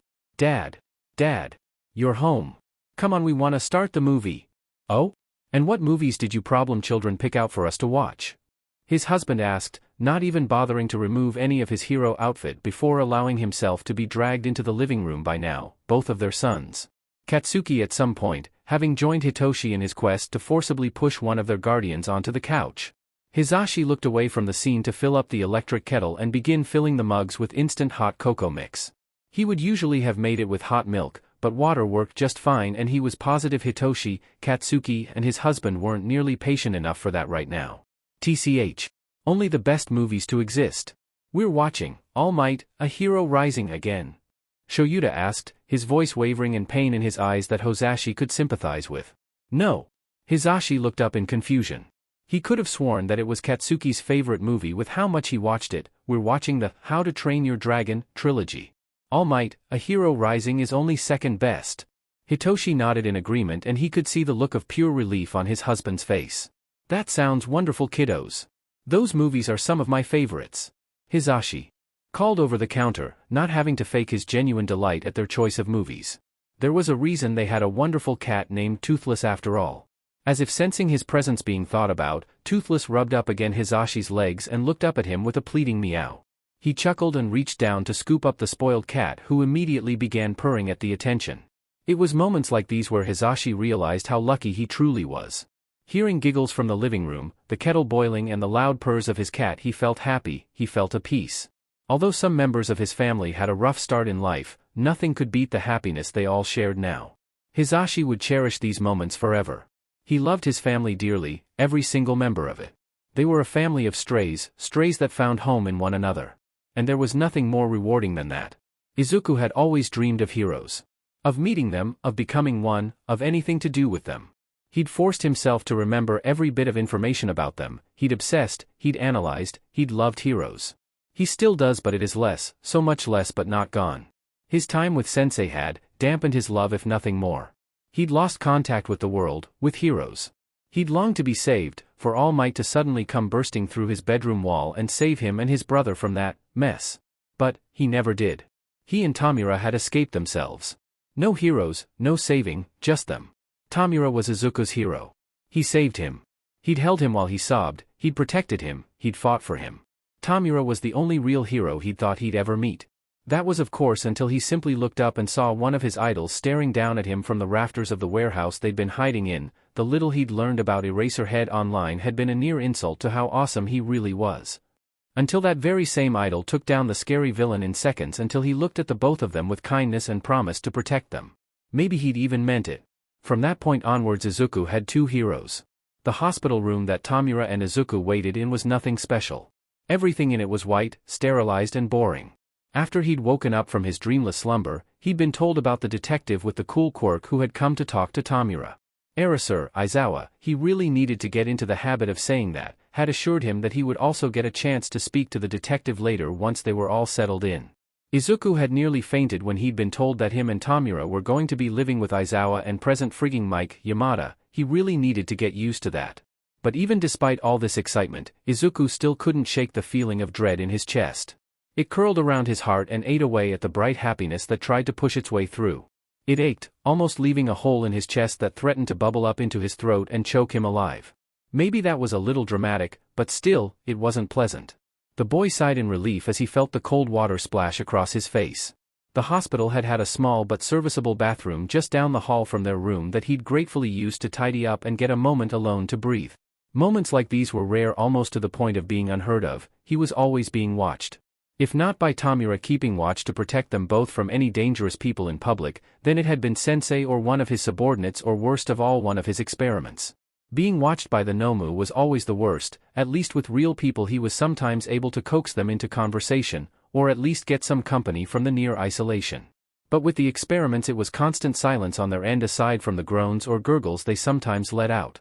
They didn't even count as company, they were more like pieces of breathing furniture that could kill you in seconds. Aizawa and Yamada said they'd be leaving the hospital soon. This was good. They are good, he reassured himself. Living with them would be better. Besides living with pro heroes? That's amazing.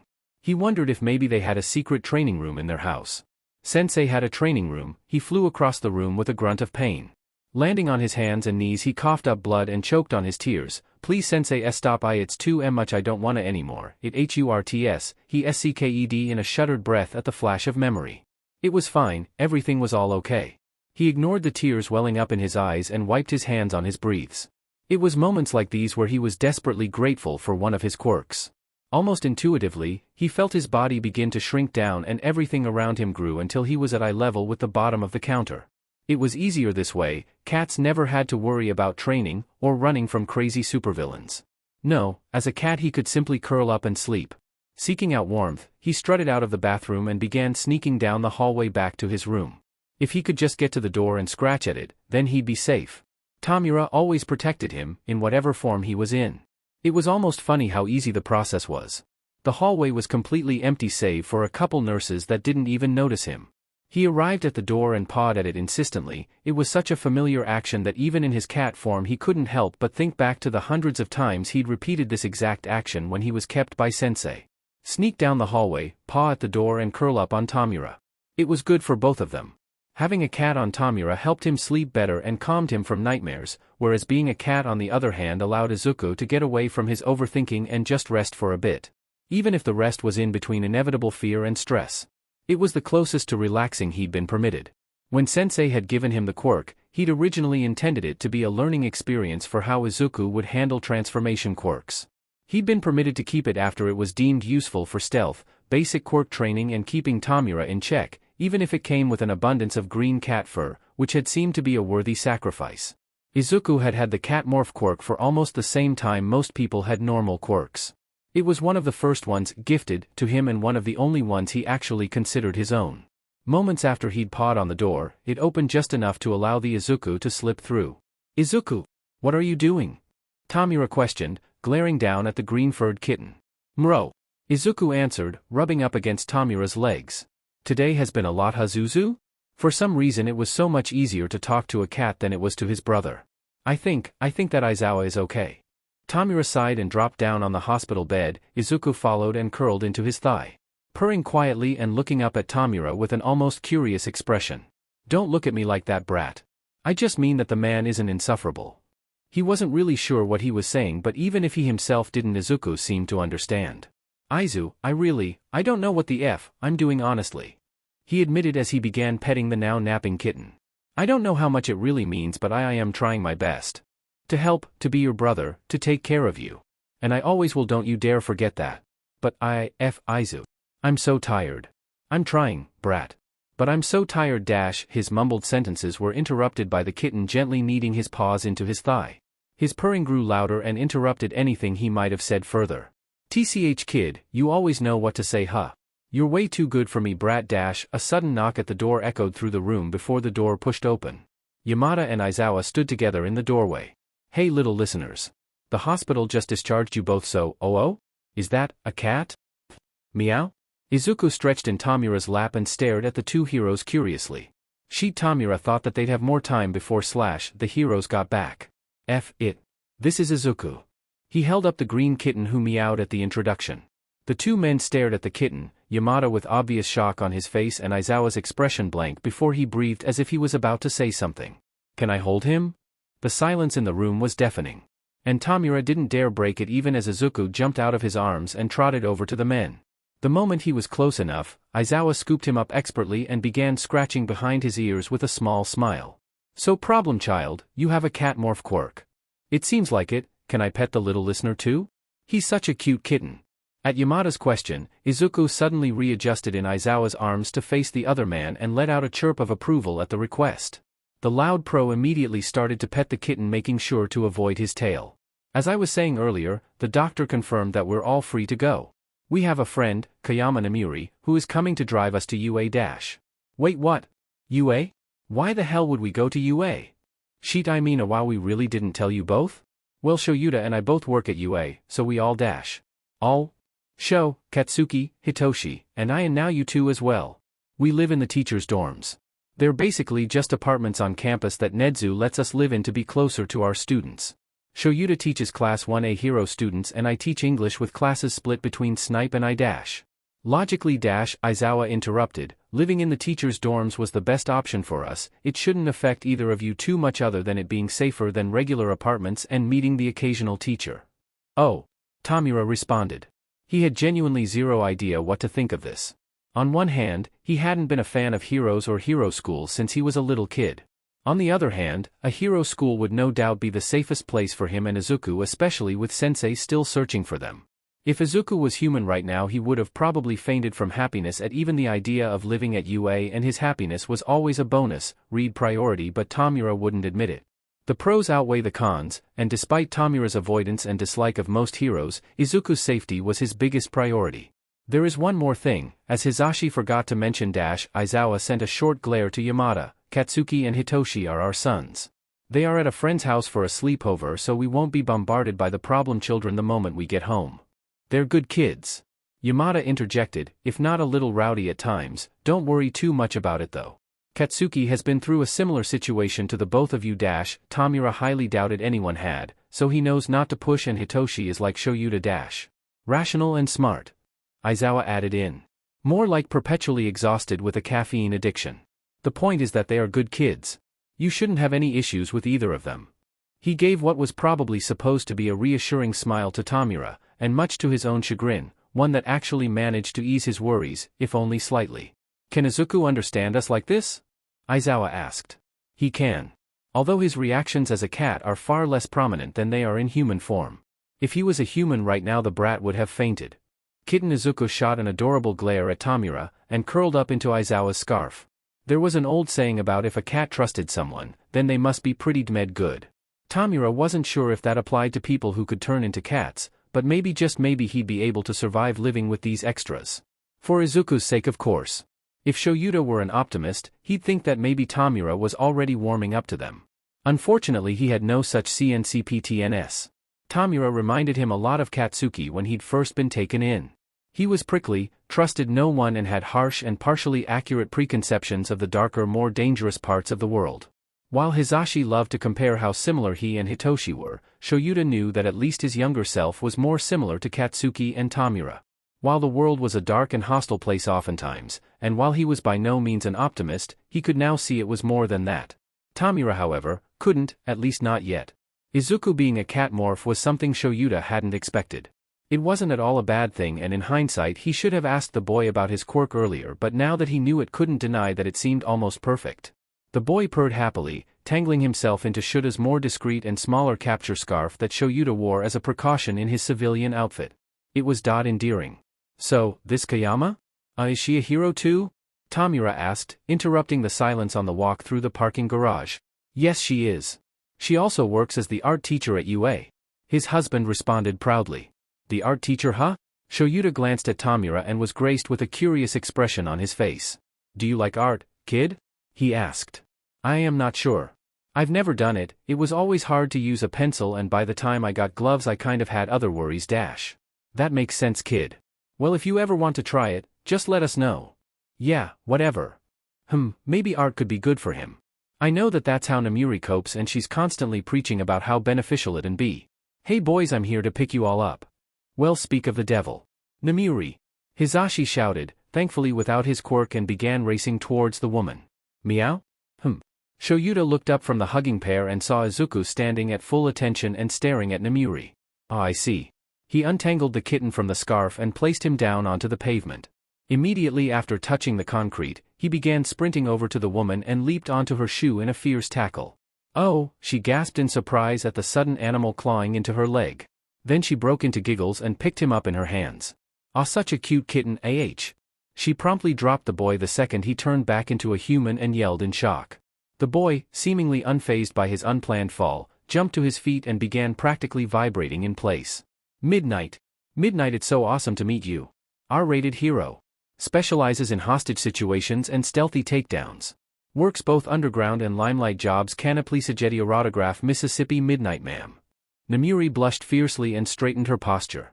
Shouta could spot the moment she decided she liked the boy, because a moment she grinned with a tenacity Shouta admired, especially in the face of such an energetic kid.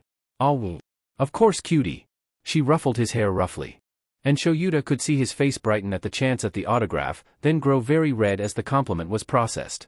I'm impressed that you recognized me outside of costume. But let's skip all those formalities, and how about you just all me Auntie Nem? He could see the boy's face grow possibly even more red as he started waving his arms in front of his face and stuttering. He could spot Hisashi hiding his giggles behind his hand a couple feet away, and heard a muffled snort disguised as a sigh from Tomura as they all stared at the amusing scene. Auntie Nem? Shouta had to muffle his own chuckle at the confusion in the boy's voice. For someone who'd never met her before, Namuri could be quite eccentric. Yes, sir. After all, you're going to be seeing a lot of me with these two rascals taking care of you. At the thinly veiled insult, Shouta wasn't sure whether to laugh or glare. Deeming the latter a more appropriate and in-character response, he glared coldly at Namuri. This time Tomura's snort was fully audible, and Shouta resisted the urge to glare in the boy's direction. After all, it was wonderful he was coming out of his shell, if only for a moment. Wait, really? The boy glanced back at Shouta and he nodded in resigned confirmation. As a teacher at UA, a dear friend of Shouta and Hisashi, and an active meddler, it was inevitable to even try to sugarcoat her definitely very often future appearances in everyone's lives. Ah, come on, Nem, did you really have to call us rascals? We really aren't that bad, you know. Hisashi whined, a slightly pained expression dawning his face. Namuri jumped to attention, though not at all to Hisashi. In fact, she had locked her gaze on the other boy in the vicinity she'd yet to be introduced to. She was locked in on her prey, and Shouta, in a moment of realization, came to the conclusion that he wouldn't be able to stop what happened next and resigned himself to simply find amusement in it. The woman covered the distance in a matter of seconds, but instead of running to Tomura, she collided directly into Shouta with an almost deranged grin. He stumbled at the close proximity and managed a moment of reprieve away from the woman. Only a moment, though. You have to introduce me to your new boys.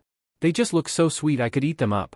He looked at the boys she was referring to and made eye contact with Tomura, who had a slight dusting of pink on his cheeks. All right, Nem, just give me a moment. The only coffee I had in the last day was the cup the detective brought and the crappy hospital stuff. He peeled away from her and stepped back with a breath. That over there, the green one dash, he pointed at Izuku, who stood a couple meters away looking hilariously confused, is Izuku. He's probably the biggest hero nerd you'll ever meet. And the older one dash, he gestured at Tomura, is Tomura. He's a very dedicated older brother to Izuku, and his gloves are support gear, not a fashion choice dash. The speeding bullet that was Namuri zoomed over to the older boy at his introduction and pulled him into a tight hug. It's wonderful to meet you, Tomura. You are absolutely so adorable. You must call me Auntie Nem, I insist. Tomura looked like his eyes were about to pop out of his skull, and the pink dusting on his cheeks turned all the more prominent as her unending complaints continued. Oh, and Izuku, you really are so smart. She left one of her prey for the next. Few people recognize me out of costume, and even fewer know so much about my specific profession.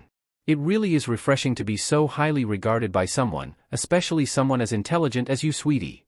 Hisashi was full on chortling now, and Shouta wasn't far behind.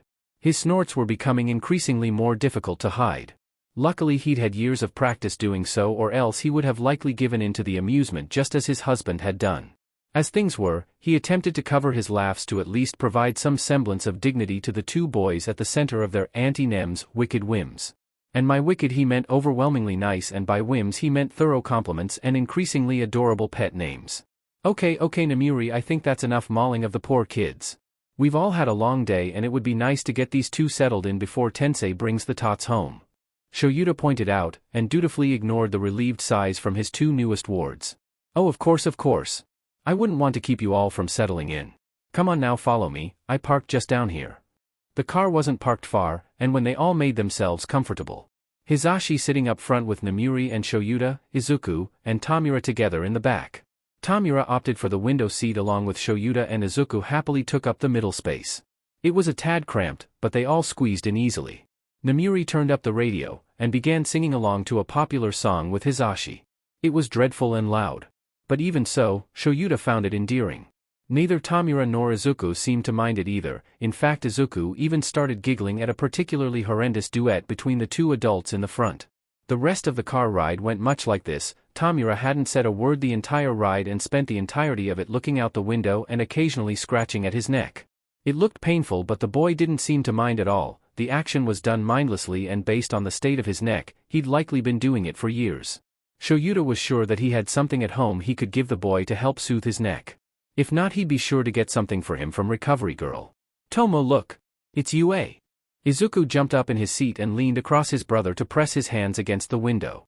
Shouta caught a glimpse out of the boy's window and did indeed see the gates of UA coming up just outside.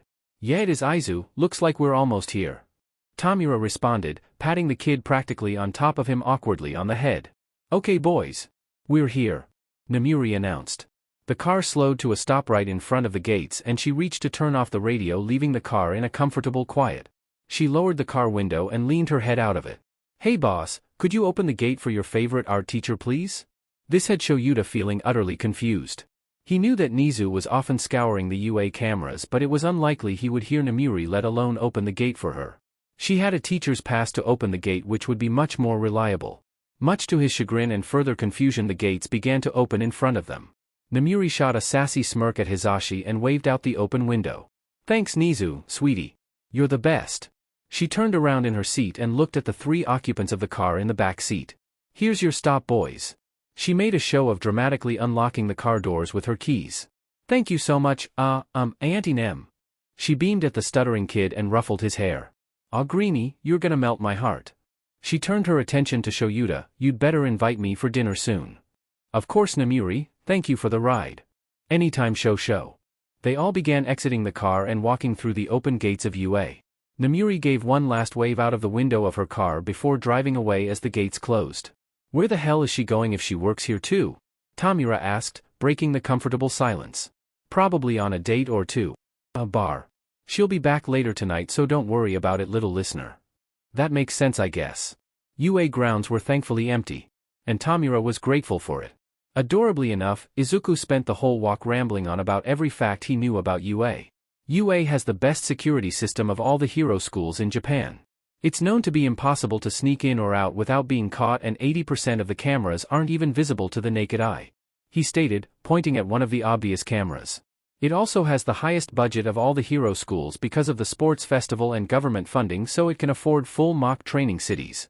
he said as they walked past a map showing the multitude of training facilities and gyms UA hosted. Tomura honestly wasn't even sure how his brother knew so much about UA. He knew that it was a very well-known school, but it was odd how in-depth the information Izuku had of it was. But he knew at this point that questioning Izuku only led to more questions, so he simply accepted his brother had omniscient abilities and proceeded to zone back in to listen to his ramblings. Tomura was thankful to any and every god out there that they didn't have any more interruptions on the way. And before he knew it, Aizawa and Yamada were unlocking the door to their apartment and they were being ushered inside. The entranceway was nothing special, no extravagant security cameras or voice-coded access. No, the entrance was actually messy. Not in an unpleasant way. The shoe rack on the ground was filled with a mix of leather boots, runners, and a pair of RBB boots. The coat rack beside it was disorganized and the walls were decorated in cat photos. Just past the entrance was a living room with a big sofa in the center with a gray and white cat lounging across it. So, here we are. It's nothing special, but I hope it's not too boring, Aizawa stated while slipping off his shoes and placing them on the rack. You can just put your shoes there and then Hizashi and I can give you a tour and show you where you'll be sleeping. During the first few hours, Tomura learned several things. 1. There was no training room. 2. Jelly pushes are absolutely delicious. And 3. Cats really like him. They'd met every single one of the cats during the tour and each one seemed especially fond of Tomura. The gray and white one was named Totoro and he was 4 years old. They also had 2 black cats, one was missing an eye and her name was BSTRD, the other had a piece of his ear bitten off. He was named Toothless from a movie Tomura had never been able to watch. At the information that Tomura and Izuku had never seen the movie, Yamada promised to show both of them. The last cat was named Radio and she was a loud ginger cat who likes to sleep on the bath mat in the bathroom. The rest of the tour was simple. The kitchen was stocked, with more food than Tomura had seen in weeks, and there were 2 bathrooms. One was in the hallway and the other was attached to a bedroom that was apparently the home of the other 2 boys that lived there. Tomura was disgusted to see the All Might posters on one half of the room while Izuku was thrilled at the idea of another hero fan. Katsuki likes to pretend he isn't. But he is quite the nerd when it comes to heroics, Aizawa commented. The other half of the room had a couple posters from other heroes Tomura didn't care to recognize. Hitoshi and Kat share a room. They used to just sneak into each other's rooms to sleep over anyways, so we decided to just move them both into the same one. The last 2 rooms down the hallway were Aizawa and Yamada's room, which they said was always open if they needed anything. Then finally the guest room. It isn't much, and we'll have to go out and get another bed, but here's where you both can stay if you're alright with that. The room was plain with a large comfortable-looking bed in the middle with a bunch of soft blankets. There was a window against the side wall that looked out onto a more secluded part of the grounds and a little cactus was growing on the windowsill. Whoa! Izuku muttered. Soon we'll have to go out and get you little listeners some nice stuff for this room as well. Maybe some posters or whatever either of you want. You don't need to do that. We don't need charity, Tomura quipped. It's not charity, you just deserve to feel comfortable here, kiddo. He responded with an unwavering smile that disarmed Tomura completely. We know you won't automatically be okay with being spoiled, but every kid deserves some nice things. Tomura did not know how to respond to that. While Sensei did allow him personal possessions, they were all left behind when the boys escaped. He could admit it would at least be nice to get some new clothes and finally sleep on a real bed. But still, he didn't want the men to waste their money on Tomura. Izuku maybe, he deserved the world. But Tomura really didn't matter. He was just some rude kid with a dangerous quirk who could barely hold a conversation without making someone uncomfortable or angry. Why would they ever care about him? After the tour, Izuku and Tomura sat in the living room with Yamada. Aizawa was at the kitchen counter with a large stack of papers and a red pen. Izuku and Yamada were having a loud conversation about the man's job at UA. He seemed to have endless questions and Yamada seemed intrigued to answer every one. Tomura was fine just sitting and listening. He was curled into the farthest corner of the couch and training patterns into the cushion with his fingers. The plush fabric changed shades when brushed in a different direction and Tomura took it upon himself to recreate Toothless Face, who was perched on the coffee table. While doodling, he sipped on a mango jelly pouch that Aizawa had given him. It was surprisingly delicious, and despite Yamada's earlier protests at giving Tomura a caffeine pouch, he was thankful for it. Ever since the hospital, he was finding it difficult to keep his eyes open. So the touch of caffeine helped in his liking of the pouch. A small buzzing noise interrupted Izuku's conversation with Yamada. The man jumped at the buzzing and reached into his pocket to check whatever message he got. His eyes widened and he looked up over Izuku at what Tomura could only assume was Aizawa since he was too tired to see. Little listeners. I just got word that our friend is on the way with Kat and Toshi. They just got on the train so they are around 15 minutes away. That idea woke Tomura up far more than the caffeine. He'd never been fond of kids, let alone met one other than Izuku. And to be living with 2 others he didn't even know, he couldn't even imagine being around 3 Izukus. A sudden thought popped into his head and he stared at his brother in horror. What if they were worse? Izuku looked no less worried. The grin that had been plastered onto his face previously had disappeared and replaced with a thoughtful look. Do you think they'll let me ask about their quirks? He asked Yamada. Tomura wondered at the same time what their quirks would be. Would either of them be like his? I think they would be delighted, kiddo. For a moment, Tomura allowed himself to believe that maybe he'd be able to tolerate the brats, maybe Izuku could make some friends and grow up like a normal kid. He indulged himself in that thought for a moment. As the time drew closer, a thick blanket of silence fell over the room, only broken by Aizawa coming over and sitting down on the couch beside Tomura. Much too soon, there was a loud knock on the apartment door and the tension between Izuku and Tomura grew exponentially. They both stood up sheepishly and followed the 2 adults to the door. There was a moment before the door opened, where Aizawa looked back at Tomura and gave him a nod, a question almost. Tomura returned it and without a second thought, the man turned and opened the door. Immediately, a blur of purple rushed past the doorway and barreled itself into Yamada, who stumbled at the sudden ball of lilac attached at his hip. Papa. Katsuki and I had so much.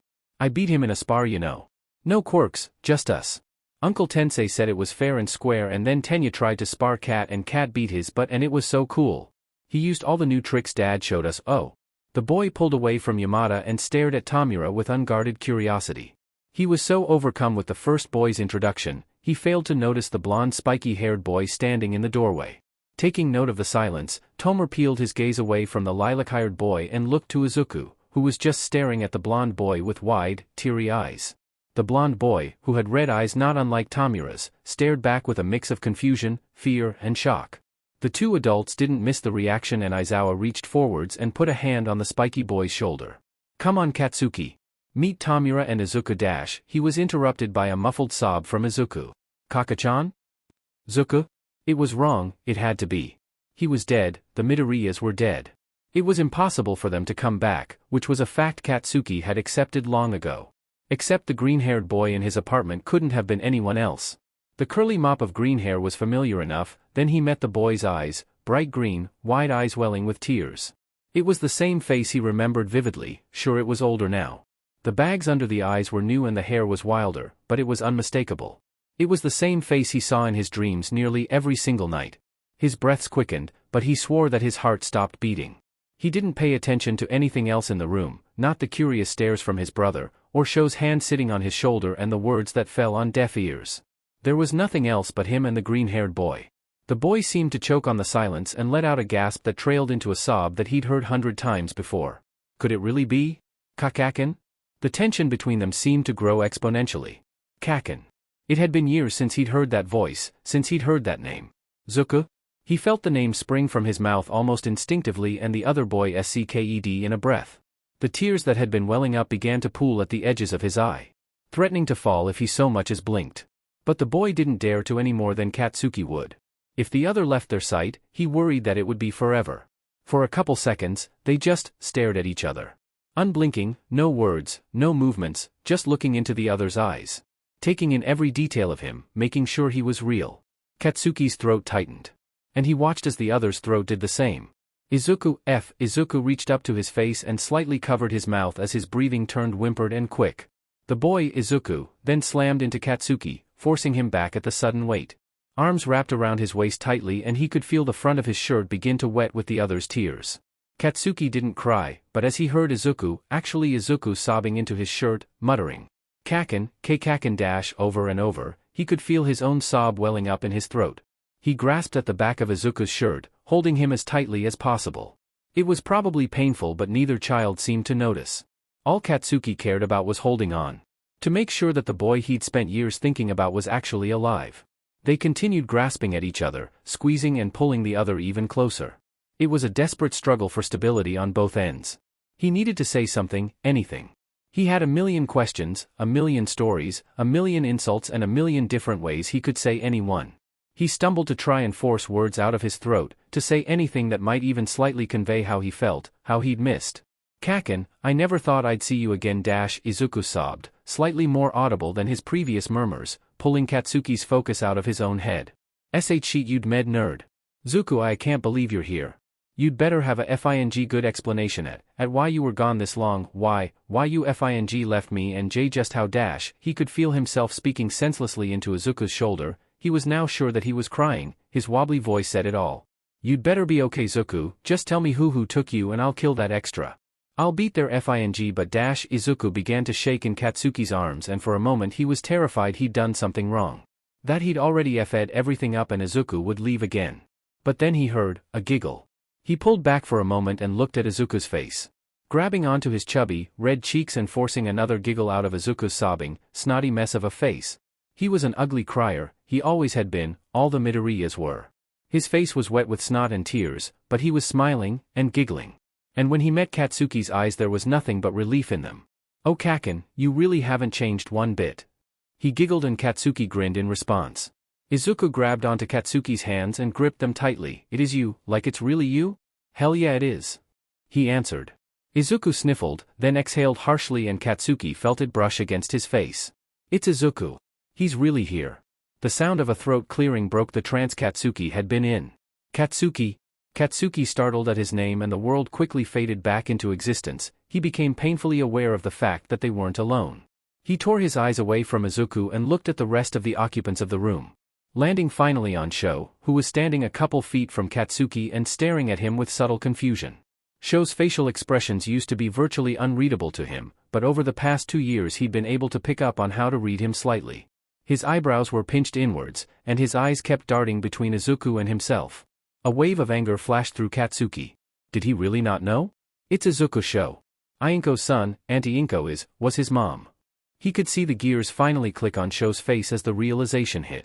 He'd known of Auntie Inko. Katsuki didn't talk about her or Izuku often, not even in his therapy sessions, but once he finally had felt comfortable with his new family he'd told them briefly about how he'd lost his parents, his best friend and his aunt all in one day. That wasn't an easy night? Sheet cat, Izuku dash. Sho, how the F, is he here? Dumbass, how are you here? Dash, he turned his attention back to Izuku who winced at the glare and shrunk in on himself. Well, Aizawa saved us from a bad guy, me and Tomura I mean dash. Tomura? Who the F is that nerd dash? Katsuki broke away from Izuku's gaze and let his eyes race around the room. There, standing just beside and behind Hisashi was a goddamn teenager a couple inches shorter than Zashi. He was easy to miss, nothing about him stood out or took space in the room. He was thin and gaunt, wearing a simple black hoodie and stained sweatpants. And his eyes were red, which wasn't uncommon given Katsuki's own eyes, but it certainly seemed to be the only defining feature of the boy. Something about him was almost eerie in a way. His skin had little to no color aside from a red maybe rash on his neck, and if there was one word to describe his expression Katsuki would describe it as numb. That would have been the only word that seemed fit until they made eye contact. In the older boy's eyes was where his feelings hid. They were full of dimmed curiosity and slight animosity towards Katsuki that made him beyond said, as if he was the crusty but stranger that wandered in and stole the normalcy out of his life. He looked at Izuku and glared at his face fiercely. And, there it was, the same look, the same dullness up until his eyes that were bright and shining if not slightly dimmed than how he remembered them. He took notice of the bags under his eyes as well and then it all clicked. He wasn't sure what had happened to Izuku in the years apart from each other, but it had broken the same tired look onto his face that Katsuki saw every time he looked in the mirror. The same one decorating Shuta's face far too often and Hisashi's when he didn't realize anyone was looking. Someone had hurt Izuku and goddammit Katsuki was gonna figure out who and explode them into a million pieces. He looked back over at the teenager and a flurry of rage rushed through his veins like he hadn't felt in years. It took all of his self-control to stop his quirk from activating right there and then. It could have been him, he could have been the one to hurt Izuku, he had to protect, had to save, he can't lose him again. Who's the blondie Aizu? Katsuki almost snapped at that. How dare he call him Aizu that bstrd? Zuku, who the hell is this bstrd? Did he take you? Is he the one who hurt you? Katsuki growled out, searching Izuku's eyes for anything that might indicate he was right. Kaken. He's my brother, he'd never hurt me. Although Izuku's eyes didn't change to show any sort of lie, none of it made any sense. Brother? What the F dash? His rage nearly boiled over and his hands began to hurt from how hard he was fighting against his quirk. Inko didn't have any more kids. Are you delusional? He can't be. he asked breathlessly, not noticing the manic sort of quality his voice had taken on. He sucked in a heavy breath and offhandedly noticed how quick his heart was beating due to a sudden spike of panic through his body. Kaken, are you okay? His breaths were coming out in short gasps now. The edges of his vision blurred in and out. He began to clutch at his chest, trying desperately to slow his heartbeat just enough so that it wasn't choking him. His quirk was just beginning to act up but seemed to stop immediately despite his own lack of control. He was barely conscious of anything other than his own raging heartbeat and panicked rage. Hey kiddo, Katsuki, breathe sweetheart. Katsuki had barely noticed Hisashi before he was standing right in front of him, crouching down to be level with him. His breaths were still coming in short, quick gasps, and he grabbed onto his guardian in a fierce attempt to gain some stability. It was too much, it was all too much. He couldn't, he can't. Zizashi, I can't, you need to protect him, please Poppy, please. I can't dad. I can't do it. He faintly recognized the use of dad entering his vocabulary, but was too busy trying to remember how to breathe and make sure Izuku was safe to care. Kiddo, I promise we will, he's safe now. Izuku is safe, you are safe. Hisashi gently grabbed onto his hand and guided it towards his own chest, allowing the kid to step closer to him and feel his guardian, his dad's heart beating slow and rhythmically. I need you to take a deep breath with me, baby, in and out. Yes, just like that, another big one now. Katsuki tried his best to follow Hisashi's breathing, and slowly, his own breath evened out and his heart began to slow down. A large hand was rubbing gentle circles in his back, and he sighed at the familiar touch. Another hand came up to run through his hair and he leaned into the welcome touch. Hey, problem child, you back with us kiddo? He hummed in response to what he now recognized as Shuta's voice from just behind him and heard a relieved sigh echo across the room. Katsuki jumped slightly, remembering that he wasn't alone with his dads. Izuku, is he? He's okay kiddo. See, he's right here, safe and sound. The man gestured over to the right at Izuku, who indeed was right there. Only a couple feet or so from Katsuki himself, just staring at him with concern and offering a shy smile when he saw Katsuki looking. He reached out his hand slightly and Katsuki grabbed it without a second thought. There was no way in hell he was letting go again anytime soon. And Tomura? He saw the man send a look over his shoulder and then met Katsuki's eyes again with a soft, but serious expression. Katsuki sweetie, he's not a villain, he was a victim like Izuku. He needs help too. Was he really? He spotted the teen over Hisashi's shoulder and in meeting the boy's eyes for only a moment, it actually clicked. He looked at the teenager. Well and truly looked at him. And, Hisashi was right, this boy, he looked less like a villain to be taken down and more like someone who needed help by the second. It even reminded Katsuki of some of the boys he'd met while staying in the foster care system. Broken and quiet. Starved for love and exhausted with the world. Zashi, is he okay? I didn't mean to, I just wanted . I know kiddo, I know. You were just worried and protective of your friend, right? He nodded and Hisashi gave him a soft look and ran a hand through the boy's spiky hair. How about we try this all again kiddos? He reached and grabbed Katsuki's other hand and gently pulled him Izuku and consequently Shouta, who'd kept his hand a comforting pressure on Katsuki's back, to stand by Tomura and Hitoshi. Hitoshi's eyebrows were pinched together in confusion, and his face was a replica of the one Shouta made every single time he graded his class's essays. Exasperated and hopelessly confused. He glared at Katsuki and looked between him and Izuku questioningly. He scowled in response and if both of his hands weren't currently occupied, he would have gladly flipped him off. Hitoshi, obviously realizing his brother's inability to react, failed to hide the sheet-eating smirk painted across his face. If Katsuki hadn't known better, that smirk alone would have been enough to wonder if Shouta was biologically related to him, and despite knowing better, it was agreed to everyone that met them that the two were far too similar in both appearance and personality for it to be purely coincidental. Alright, problem children. This is Izuku. Shouta placed a hand on the boy's head as indication. And this is Tomura. He patted the boy's shoulder who in turn stared at the hand in utter confusion that had Katsuki holding back a snicker. Tomura, Izuku. These are my kids, Katsuki is the blonde one and Hitoshi is the tired one. You're a hypocrite for calling me the tired one dad. Judging by your eye bags I'm pretty sure both of you could take that title pretty easily. Tomura muttered just loud enough to be heard. This time, Katsuki didn't hold back his laugh and he heard Izuku muffle a giggle as well. He got twin glares from his brother and guardian. Before Shouta smiled and patted a shocked-looking Tomura's head. Although Katsuki wasn't completely fine considering a couple minutes prior, he could never resist the urge to laugh at a well-deserved joke about Shouta. You're not wrong there kid. He paused and Katsuki watched as he did a quick scan of the room. Obviously in thought. He shared a look with Hisashi and the two seemed to come to a quick agreement on something before they broke eye contact and Shouta suched his eyes to Hitoshi. Hitoshi, can you grab the spare blankets and pillows for the living room? Hitoshi stared at the man slightly confused before a metaphorical light bulb lit up in his head. Wait, was Sho really? Yeah, alright dad. He split off from the group and walked over to the closet by the hallway that Katsuki knew contained their spare blankets. We're gonna need some warm drinks for this too, so Zashi dash. I'll go make us some hot cocoa. Hisashi interrupted Sho as he jogged over to the kitchen. Holy shit, he was. As for the rest of us. Well, we're gonna find some comfy clothes for Izuku and Tomura. At least until we can get them some of their own dash. Zawa-san. You really don't have to do that, you've already done so much for us dash. Shut up nerd and let the old man spoil you. Katsuki interrupted, placing his hand in front of Izuku's mouth. He's a big softy when it comes to all that shit, so just accept it. I'll let you use the PJs Zashi got me from his radio show. They're too small on me now, so they should fit you dash. Kaken. You have present mic pajamas? That's so cool. TCH, yeah, Pazashi brings merch from his radio show home all the time, so Toshi and I have a sheet ton. FING hell, calling Zashi dad once was embarrassing enough, he really didn't need to keep doing it. Wow. Izuku's smile was contagious and Katsuki couldn't help but loosen up at the brightness in his eyes. He made a secret promise to himself to get Zashi to bring him as much hero merch as possible. Remembering Izuku's room when they were younger, he wouldn't be able to forgive himself if he didn't help Izuku replace it. The two of you can go grab your PJs and I'll find something for Tomura. If you're alright with that, kid? Shouta asked the boy who seemed startled at being spoken to. Yeah, sure. Whatever, it doesn't really matter. Katsuki sighed internally. It was painful to see the aloof act Tomura was putting up, especially when it was so similar to how Katsuki reacted to every single good thing Shouta and Hisashi did for the first literal year of living with them.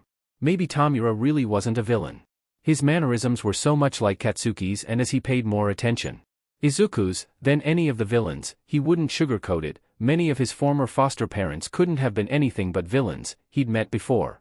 Katsuki knew how to handle villains, he did not however know how to handle someone like him.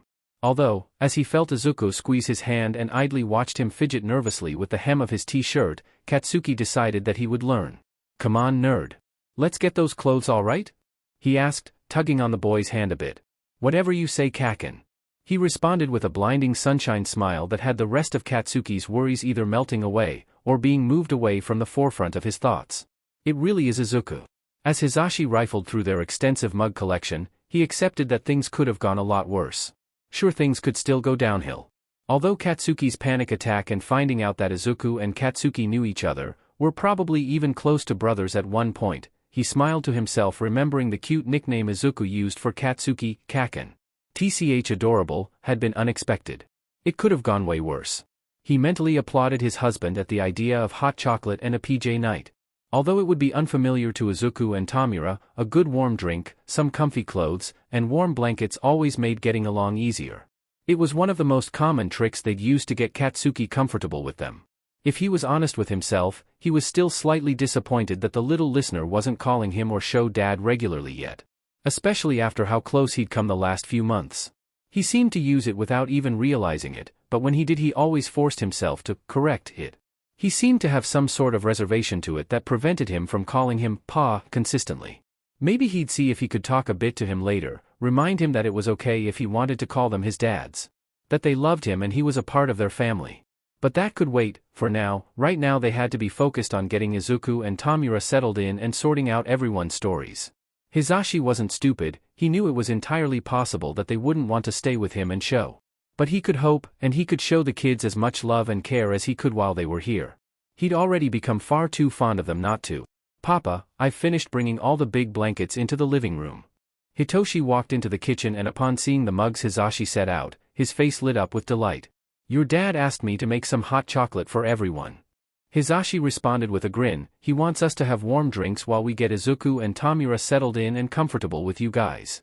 His son looked thoughtful for a moment. Then he reached up over the counter and grabbed a black mug. The handle, shaped like a cat's tail, was the most unique thing about it. I want this mug. Make sure to save the green one for Cat. Of course kiddo, I wouldn't forget it. He said as he separated the green mug from the others. It was the same design as the black one Hitoshi chose, except the tail was fluffier and had a white heart just below the handle.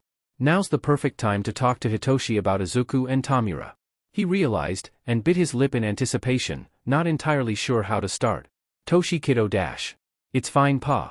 Hitoshi interrupted before he could even get a sentence out. Kiddo, I'm sorry we didn't ask you about Tomura and Izu dash. Papa stop. Hitoshi reached and tugged on his dad's arm. He bit his lip slightly as well, a nervous habit he must have picked up from Hisashi. I haven't seen Cat cry that much since we watched How to Train Your Dragon 2, although he'd kill me if he heard me say that. Hitoshi rolled his eyes fondly before lacing his fingers with Hisashi's. His hand small but firm. Izuku seems sweet but sad. Tomura acts like Cat used to. Just quieter. I know why you and Dad brought them home. He paused for another moment, then looked up and made eye contact with Hisashi. They're strays, like the rest of us. They need help, just like Cat did. And I want to help them too pa. Hisashi started to tear up, and before he could stop himself he reached down and scooped his son up in a flying hug. Oh Hitoshi sweetie. You really do have the makings of an amazing hero kiddo, I love you so much dash. Ga pa. Put me down already. Hitoshi exclaimed, although not before squeezing the arms wrapped around his dad and nuzzling his face into his neck while grumbling to himself. Hisashi, only catching the occasional word, snorted at the sentence, you and Dad bring Orpheus I Katsuki brings Cats dashta. And although it was muffled into his neck, Hisashi could understand exactly what he meant. His brain flashing back to the 5 separate injured cats Katsuki had brought home over the past year. Each time, refusing to bring them to a shelter until they were completely nursed back to health. The memory made him proud and he nuzzled his face into his son's shoulder. After a couple more seconds of hugging, he reluctantly put Hitoshi down. Thanks kiddo. I really needed that. It's fine pa, do you need help with the drinks? Hisashi smiled, his son really was the best. That would be great. Why the hell do you have pink breathes? It's illogical to care about the color of something when it serves no function. Also, they were a birthday gift from Namuri. Tomura stared in both horror and awe at the bright pink sweatpants Aizawa walked out of the bathroom wearing. While he wasn't by any means against the color, it was the last thing he expected a man like Aizawa to be wearing. Although, as he remembered how annoyingly fond Aizawa had seemed of Auntie Nem, it made sense he would appreciate any gift she gave him, obnoxiously colored or not. Yeah, that makes a lot of sense. Aizawa's lips quirked upward slightly in response, and Tomura's anxiety eased at the reaction. It wasn't easy to tell how the man was feeling, but when he did let emotion show, it was weirdly reassuring. Every time I'm around these people everything feels so confusing, hell it's frustrating. My chest feels tight but not like it usually does, it feels warm? Should it feel warm? Shit, am I getting sick? I can't afford to get sick, that would leave Izuku and I vulnerable. Do the clothes fit alright kid? Aizawa asked, startling him out of his thoughts. He felt his face heat up as he was reminded he was literally wearing the man's clothes. It was nothing insane. Just a black t-shirt with a cute chibi cat on the chest and some simple gray sweatpants that hung a bit loose but were easily tightened with the drawstring. While the clothes were significantly big on him, being a malnourished short teenager wearing a muscled pro hero's clothing. They fit enough to work, and he was honestly happy with wearing anything but the near-ruined clothes he'd worn before. Yeah, they fit fine. Thanks. It's no problem kid. They stood beside each other in the hallway, a comfortable but open silence falling over them, with only the faint sounds of giggling from Katsuki and Izuku filling the quiet. He glanced down at his arms and couldn't help but wince at them slightly. They were just as dry as the rest of his body, but with them being so easy to scratch under the long sleeves he usually wore, there were dried scabs and peeling skin covering both arms, more so than even on his neck. It's been a while since I wore a t-shirt dash, he mentioned absent-mindedly, choosing to fiddle with the hem of the shirt instead of looking at Aizawa. Oh, are you just not a big fan of them? I can get you a sweater or something dash.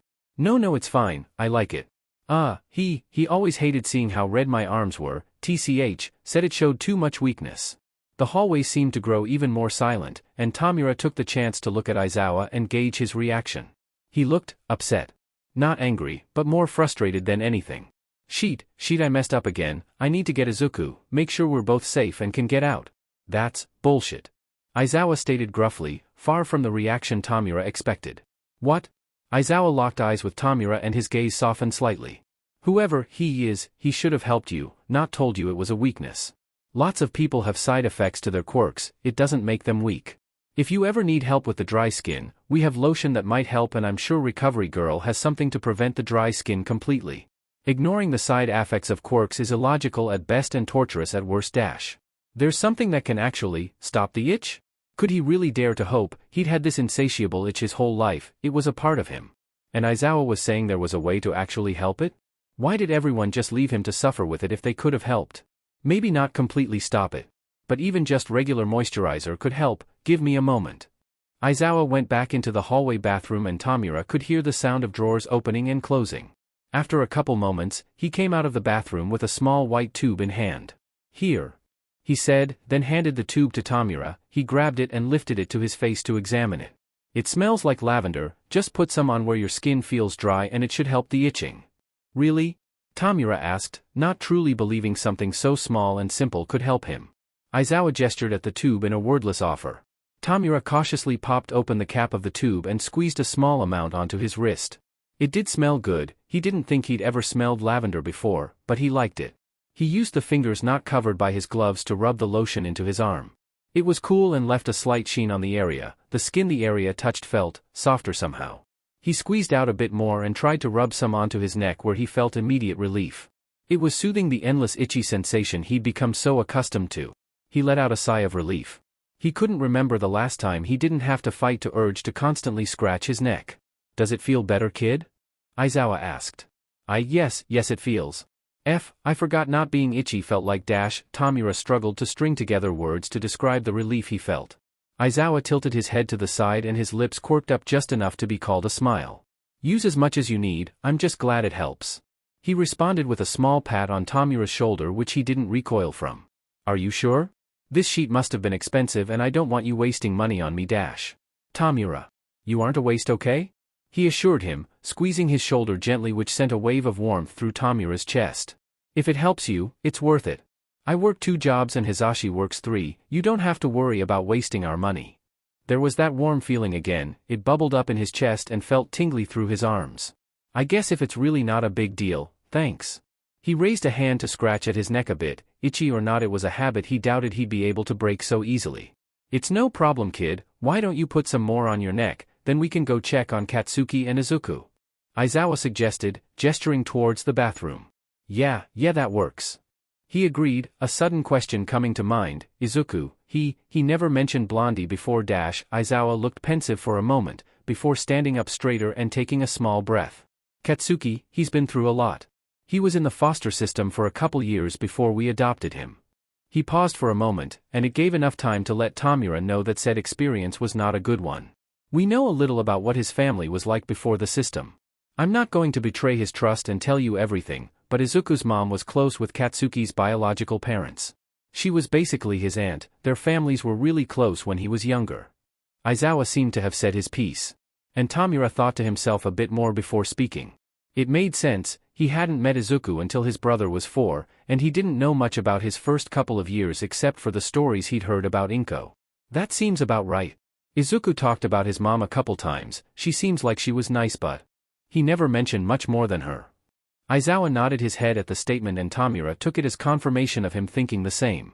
The next few minutes were spent with Tomura generously putting the lotion onto the rest of his neck, arms and face, while Aizawa leaned on the wall in the hallway, listening to make sure everything was okay throughout the house. It was weirdly domestic.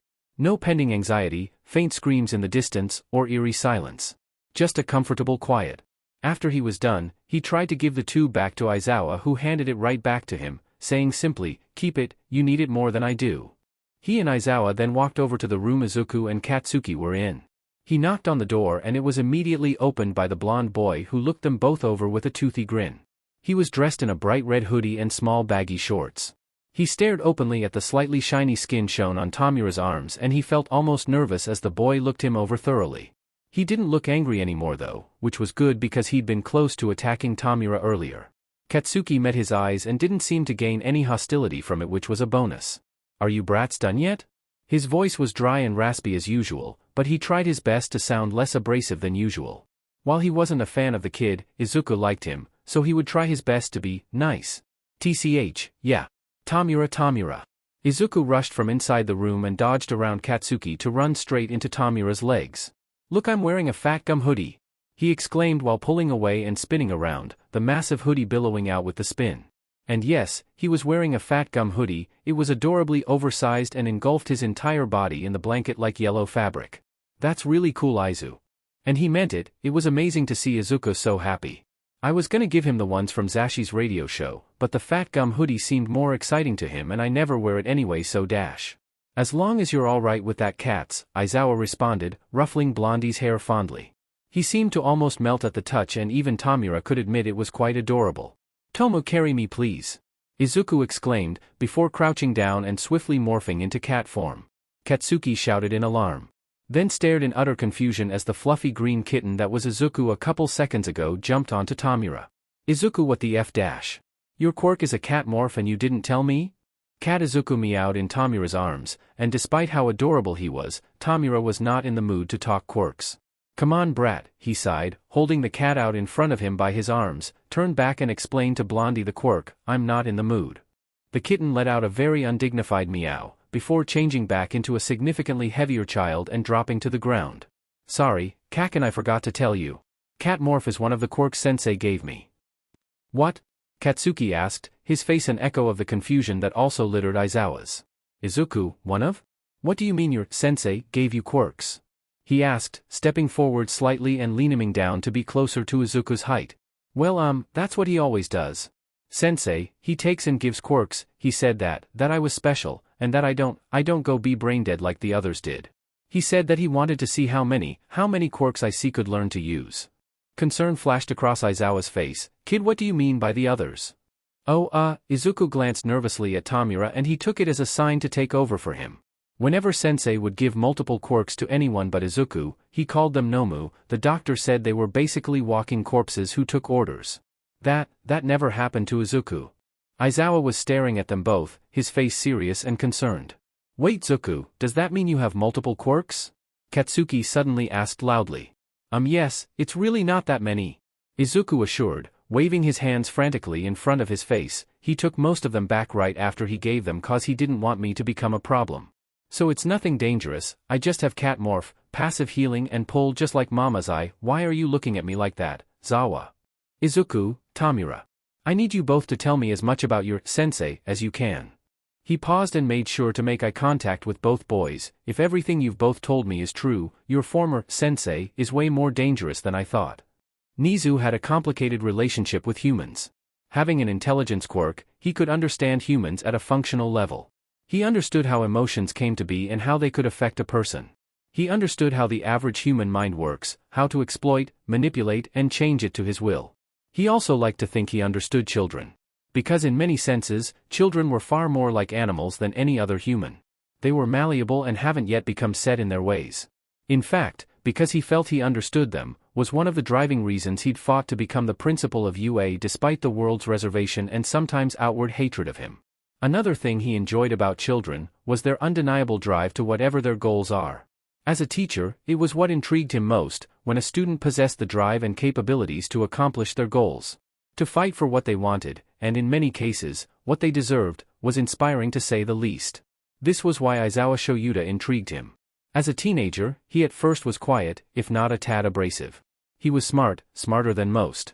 Not simply because of his high academics, but because of his instincts. Nizu would be the first to admit that the boy had caught his interest from the start.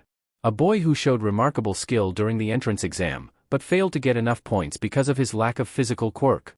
A boy who'd won the sports festival his first year, shocking nearly everyone, and earned his spot in the hero course fair and square. Yes, Aizawa was indeed very interesting. Nizu remembered the first time he spoke to the boy clearly. It was during his transfer to 1A. Most students would have been ecstatic at the opportunity to join the hero course. Aizawa, however, was more subdued than he would have thought. The boy who had shown such drive and skill during the sports festival, who proved all his classmates and likely everyone else in his life wrong, felt that he didn't truly deserve his place. Yes, Aizawa Shouta had been intriguing from the first moment Nizu had laid eyes on him. And when Nizu noticed something off in the boy, well, let's just say he certainly had no reservations about, metaphorically of course, burning the boys' group home to the ground and implementing an emergency foster protocol for all the UA staff.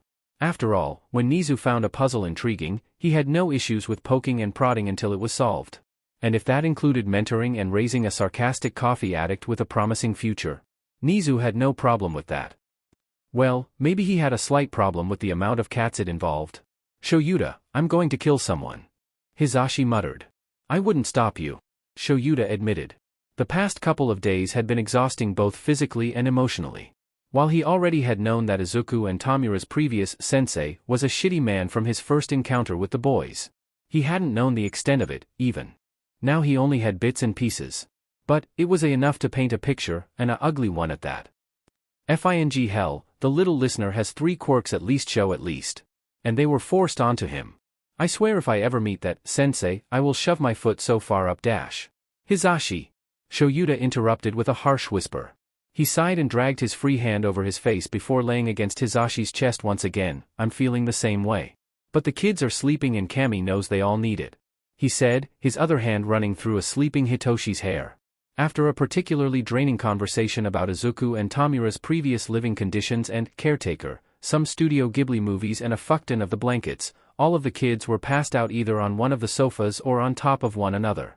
While it was a shock they'd warmed up to each other enough to be tangled limbs on a couch, it was a welcome one. It was one that if Shouta had his phone on him, would have been immortalized in his camera roll. He guessed that sharing tragic backstories, as Hitoshi would say, was as good a way as any to become closer with one another. Hitoshi, the little sheet, had decided that his father's lap was the perfect place to drop unconscious and was comfortably curled up and almost purring in his sleep. Shouta was also guilty of this, choosing earlier to curl up practically on top of his husband, therefore trapping the man under himself and his son.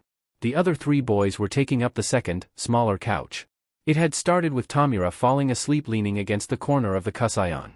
Then a sleepy Izuku had seemed to make it his life's mission to have both Katsuki and Tomura as close as possible to himself. As he was laying curled into Tomura's side while clutching Katsuki like a teddy bear. Katsuki, who had himself laying in between Izuku's legs, using the boy's hip as a pillow with loose arms wrapped around his midsection, one of them accidentally falling into Tomura's lap who hadn't stirred once since he fell asleep. Whoops, I'll keep it quiet. I wouldn't want to wake the little listeners. Hizashi apologized, continuing the play with Shuta's hair as he had done during the duration of the movie. I'm worried about Tomura, he didn't seem to care about what that man did to hurt him. He paused and Shouta patiently waited for his husband to continue. It's like he doesn't think it matters if he's hurt? That's probably exactly what he thinks. Kami, we really need to get our kids into therapy. Shouta murmured, letting his eyes fall shut and snuggling further against Hizashi who hummed in agreement. You're already thinking of them as our kids too. Hizashi responded, taking care to keep his teasing quiet. Is that you admitting you are as well? He asked, opening his eyes in an attempt to glare at Hizashi. Hizashi smiled brightly and leaned down to kiss the top of Shuta's head. I can admit I'm already fond of the little listeners. He answered, going back to braiding Shuta's hair. And it seems like we aren't the only ones, huh? He said, gesturing over to the dozed-off trio. Don't remind me Zashi. I can't believe I didn't recognize the name Inko. Guilt rushed over him at the reminder. Don't put this on yourself, love, Hizashi reassured. Katsuki only mentioned her name once or twice. And it's entirely reasonable you wouldn't connect the homeless child you found with the deceased aunt of our son. He could more feel than hear the chuckle his husband let out, and Shouta couldn't help but melt at the sound. I guess when you put it like that, it does sound a bit ridiculous to expect myself to do that. It would have saved a lot of confusion though. I won't deny that. The two fell into a comfortable silence, letting the sounds of soft breathing lull them into a sense of calm. Shouta was the first of the two to fall asleep, easily being lulled by his husband's hands in his hair. Hizashi fell asleep not long after, making sure to cherish the sight of his family all curled up together. Maybe in the morning he'd be more concerned about the back pain he'd get from sleeping on the couch, but that was a tomorrow problem. For now, he let the calmness of the room and the comfort of Shouta lull him into a comfortable slumber. Naomasa was sadly very familiar with cases involving children. Due to his quirk, it was common for him to be asked to speak directly with the child, to get as much of the truth as possible. He wasn't a stranger to late-night scouring evidence, or the near-constant migraines he got when he had to overuse his quirk during long interrogations and sometimes even trials. Plus he was friends with Aizawa, and that man was a magnet for abused children. He was the detective that removed the 2-year-old Hitoshi from the home of 2 violent drug addicts. He suggested the original foster placement with Aizawa and Yamada, and he was the one to receive the call a week later that they both wanted to adopt the boy. Detective Tsukauchi was the man to receive a call in the middle of the night about a small child on a rooftop. He sent Eraserhead there to bring him to the station, and he was also coincidentally the one to expedite the foster placement of Katsuki into the Aizawa Yamada. In the privacy of his own mind he called them the Yamazawa household once Aizawa learned of the straight-up neglectful care he'd been shown in his previous homes. Detective Tsukauchi was the man who responded to a 4 a.m. text from a friend, with a location and a name to find. He came back to the station with 2 more names and what he suspected was going to be 2 new nephews. He wasn't the man who found Midoriya Inko's file, but he was the one to read and decipher it. To wonder who the negligent cops in charge of this case were. After returning to the station, taking a quick nap and making fresh coffee, he set himself to work. Midoriya Hisashi. 36 years old. Quirk, fire-breathing. Status, unknown. That was all he found about the man. Other than a name, an age, and a quirk. Hisashi Midoriya, husband of Inko Midoriya and father of Izuku Midoriya, for lack of a better term, simply didn't exist. No criminal records, no hospital records, no work records, high school diploma, not even a picture. Just a mention of a marriage certificate with Inko, as if no one had cared enough to put anything else. There wasn't even a BRTH certificate. The one other thing he did find on him was a haphazard note in Inko's file that her insurance attempted to contact the man after her death only to have him seemingly disappear off the face of the planet. Nothing seemed to match up. Either Hisashi Midoriya was a villain with the ability to change his file, his name was an alibi for someone else, or he was made up by Inko herself. Of course at the moment there was no sure way to confirm any of his theories. So as he checked the time, 11:47 p.m., he decided to finally put the case to rest for the night and promptly passed out on the couch in his office moments after his body hits the cushions. Tomura woke up warm. He wasn't sure if this was normal. Most of the time he woke up freezing, hungry, and in pain, often with a curled-up Izuku in his arms. Now he was warm. And surprisingly comfortable. Curled up in a blanket? Wait, was he back with Sensei? Was everything else a cruel dream? The weeks on the street, the hospital, Eraserhead, present Mike, Izuku. He opened his eyes and nearly sighed aloud in relief. It hadn't been a dream. He was laying on the couch, in Aizawa and Yamada's apartment. Asleep in clean clothes and curled in a soft blanket with someone curled into his side. This didn't surprise Tomura. He was used to Izuku clinging onto him in some way while he slept. But what did surprise him was seeing the other boy, the blonde one, clutching onto Izuku like a teddy bear. Both of them cuddling, while using Tomura as a pillow. It was adorable. He couldn't help but just stare at the scene. He'd never seen Izuku be so open with anyone but maybe himself. He still wasn't sure what he thought of Katsuki, but Izuku was fond of him and that was enough for Tomura to try to stand the brat. As if earlier, something about the kid was strangely familiar. He had that same protective rage that Tomura had. And he seemed to adore Izuku. Tomura was honestly beginning to wonder if his brother had another quirk that made everyone he came in contact with like him. He very delicately ran his fingers through Izuku's tangled curls, eliciting a happy purr from the boy. At first, it was a little odd that the boy could purr even while in human form, but it was adorable and soothing. His thoughts were interrupted by a fond sigh from a couple feet away. In his sleepy state, he didn't have the energy to startle, and instead tore his eyes away from the boys and met the gaze of a very much awake Yamada laying on the other couch. The man was seemingly trapped under a passed-out Aizawa and a lavender-haired poof who was snoring softly. Tomura almost felt as if he was intruding. If he had an option he probably would have tried to leave or at least avert his gaze so the man could have some privacy with his family. But something about Yamada allowed those thoughts to slip from his head. Almost as if they were overwhelmed by the welcoming aura of the loud hero. It was an abnormal feeling, but not an unwelcome one. He felt his chest heat up from the inside out. Maybe I am actually getting sick. I've never felt like this before, so it can't be just a common cold. If I'm getting sick, then why do I feel so nice? Hell, who knew being around so many NPCs on the street would make my immune system so ed. Yamada smiled warmly and held a finger to his lips. Tomura nodded. Everything was so peaceful. While asleep, Aizawa's face was slack and soft. His arms were loosely wrapped around his son in a protective manner and Yamada looked perfectly content despite being trapped under 2 people. He seemed to contemplate something for a moment. Then raised his arms up from around Aizawa. Do you know sign language? He asked in JSL. Yes. Tomura signed back, and received an overjoyed smile from the man. Yet again, Tomura couldn't help but relate the smile to Izuku's and gave a soft, almost not their quirk of his lips at the comparison. That's amazing, kiddo. When did you learn to sign? Sensei let Green and I take online courses. It helped on the street so people didn't know what we talked about. Green is Izuku, right? He nodded and Hisashi let out a small chuckle. That's fitting. Tomura startled at the new voice, though Yamada only blinked in surprise at his clearly no longer sleeping husband joining the conversation. Aizawa didn't seem bothered with his interruption, and although Tomura swore he was asleep a minute ago, he was wide awake and staring at Tomura intently. Tomura realized that the man had perfectly understood JSL. And with his curiosity piqued, he raised his hands once more. "Why do you know sign?" Tomura asked. His hands beginning to ache slightly from use. It wasn't an unusual sensation, so as normal, he ignored it. Izuku said that it's common for heroes to know basic signs, but you're more advanced than first level, unlike other NPCs. Hisashi taught me most of it when we were teenagers. But I took some extra classes online once I became an underground hero. Aizawa responded casually. He spoke quietly and Tomura assumed if his hands weren't currently being clutched by his son, he would be signing instead. Knowing sign is always good for heroics, Yamada agreed, but I learned sign when I was younger because one of my mothers was deaf. A Quirk accident at my BRTH-. Tomura's eyes widened. Deafened 2 nurses and her. Tomura felt his heart pound harshly against his ribs. It echoed in his ears as he listened to Yamada. The only reason my other mother didn't go deaf was because her quirk lets her change the volume of things she hears. Yamada told the story with nothing but a slightly guilty smile. He seemed almost embarrassed and his ears pinked slightly as he finished signing. Your quirk hurt people too?" Tomura asked in a quiet, barely audible whisper. Yamada looked sad for a moment. "Yeah kiddo, I had a tough time controlling it when I was younger and it hurt quite a few people. It doesn't make me or my quirk evil, some quirks are just harder to control than others. It's not anyone's fault for it."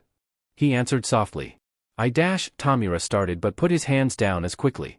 He flexed his fingers and watched as his gloves creased and folded in with his hands' movements. The gloves were a comfort, allowing him to keep everything safe from his decaying touch. But they were also far too often a reminder of the undeniably deadly power he held in his fingertips. A memory flashed in his head. Screaming, pain, blood, rage. Tomura hated his hands. "Wow Tomura! Your quirk is so cool. You could do so much with it," Izuku exclaimed with a brilliant grin. "Tch brat, you really think so?" "Of course. It's such a cool quirk, you would be perfect for rescuing people cause you could just decay rubble. Ooh and imagine how cool it would be if you could control how much you decay. You would be such a cool hero dash. No, why the hell would I want to be a hero?" Tomura spat at the child. The boy's face twisted from the smile into confusion. Tomura felt a pang of unusual guilt. "See brat, heroes are selfish and power-hungry. They only care about money and fame, not people like us. They're the worst of the NPCs dash." "What no? Heroes save people. They can't be bad when they do so much good, I'm sure they care dash," Izuku protested earnestly. He was naive and too young to really know the truth. Tomura wasn't so easily blindsided by a 4-year-old. "He's a hero brat, but he'll learn. That's just what hero society wants you to think my dear boy." Loud footsteps echoed through the hallway and Sensei slowly stepped into view. He was tall, much taller than either of the boys. He had short white curly hair and bright green eyes. His face was decorated with freckles and he looked kind, gentle even. Tomura knew that was far from the truth. Sensei smiled, the look on his face gentle and almost fond as he knelt down and grabbed onto the green-haired boy's hand softly. "Now Izuku, I know you think you know what heroes are, that you know things as black and white. Heroes are good and villains are evil. But my boy, I would like to show you the truth. Would you like to know the truth about the world Izuku?" It was similar to the way he talked to Tomura for the first time, when he was around the same age as Izuku. Izuku contemplated to himself for a moment, biting slightly at his lower lip and leaning from foot to foot. Yes? Will I get to see my mama soon though sir? You said she's okay with you looking after me but will I get to see her?" He asked, his eyes welling up with tears. Sensei paused for just a second, before smiling once more. "Someday I'm sure that can be arranged. But for now, you're going to be staying with me, and your new brother Tomura, who I see you've already met." He gestured over to Tomura and Izuku looked up at the boy with wide eyes. "Brother? But Sensei he protested. "That's so cool, I've always wanted an older brother." The little boy declared happily, bouncing from foot to foot with a toothy grin. He was adorable. The boy turned and stared at Sensei questioningly. Does that mean you're my dad?" Sensei let out a boisterous laugh. Then stood up from his kneeling position. "Just call me Sensei my boy. I'll be your mentor, not your father." Izuku nodded slowly in response. "Now, are you ready for your first lesson?" Sensei asked firmly. Yes. The boy jumped. He paused his happy bouncing and looked at Tomura. "Can Tomura come?" He pleaded with a hopeful expression. Huh, why do you want me brat dash? No Izuku. Tomura has already had his lesson. But don't worry, I'll make some special lessons for you to do together. Now come along, Tomura, run off now. Yes sensei. The first time he met Izuku. Izuku thought his quirk was cool, he always thought it was cool. He'd even said it was fit for a hero, even if after that day he didn't bring it up again. Maybe. If Izuku thought it wasn't all bad, then maybe he was right. Now he isn't the only one saying it, I guess. He thought as he was reminded of the detective and the loud hero. Tomura took a deep breath and felt the sudden urge to say something. Instead of talking, he raised his hands to sign. My quirk. I think I hurt people with it too. When I first got it, I mean. I didn't mean to, at least I don't think I did. I don't even remember, when Sensei took me and he gave me these hands, well, he said they were my family's, that I was the one who. I still feel like vomiting when I think of it he shuddered in a breath, his hands shaking. He wasn't sure if he could make any of the signs even intelligible at this point. So he tucked his hands in the blankets. I wonder a lot if maybe I meant to do it. Maybe I am a villain and I just don't remember. Even if quirks aren't supposed to be villainous, what if I'm meant to hurt people? He wondered aloud, muttering to himself in a similar fashion to Izuku. Tomura. Aizawa started, garnering his attention, you aren't a villain. Tomura winced. No one is made to hurt people, hurting people is a choice. Now I don't know what you may have done, but I'm a pretty good judge of character. And you are no villain. And even if you were, frankly it doesn't matter. You're a child and more than that you're a human being who deserves to be helped and cared for, okay kid? He stated. His eyes searching Tomura's face. Tomura dropped his head down and started fidgeting with his gloves. But still, what if I'm an exception, and I don't know, I just dash. There are no exceptions, kid, so that would be pretty dead impossible. Aizawa interrupted firmly. Tomura found it pretty hard to argue with that. Especially when the man sounded so sure of himself. Dash. A groan came from the other couch, and Tomura watched as the little boy groaned and flopped onto his back. Looks like another one of my little listeners is awake. Yamada said with a fond look. He reached around Aizawa and tucked a piece of Hitoshi's hair back, exposing his scowling face. Tomura's face pinked as he realized he was just called one of Yamada's little listeners, and was suddenly very thankful to not have either of the men's attention.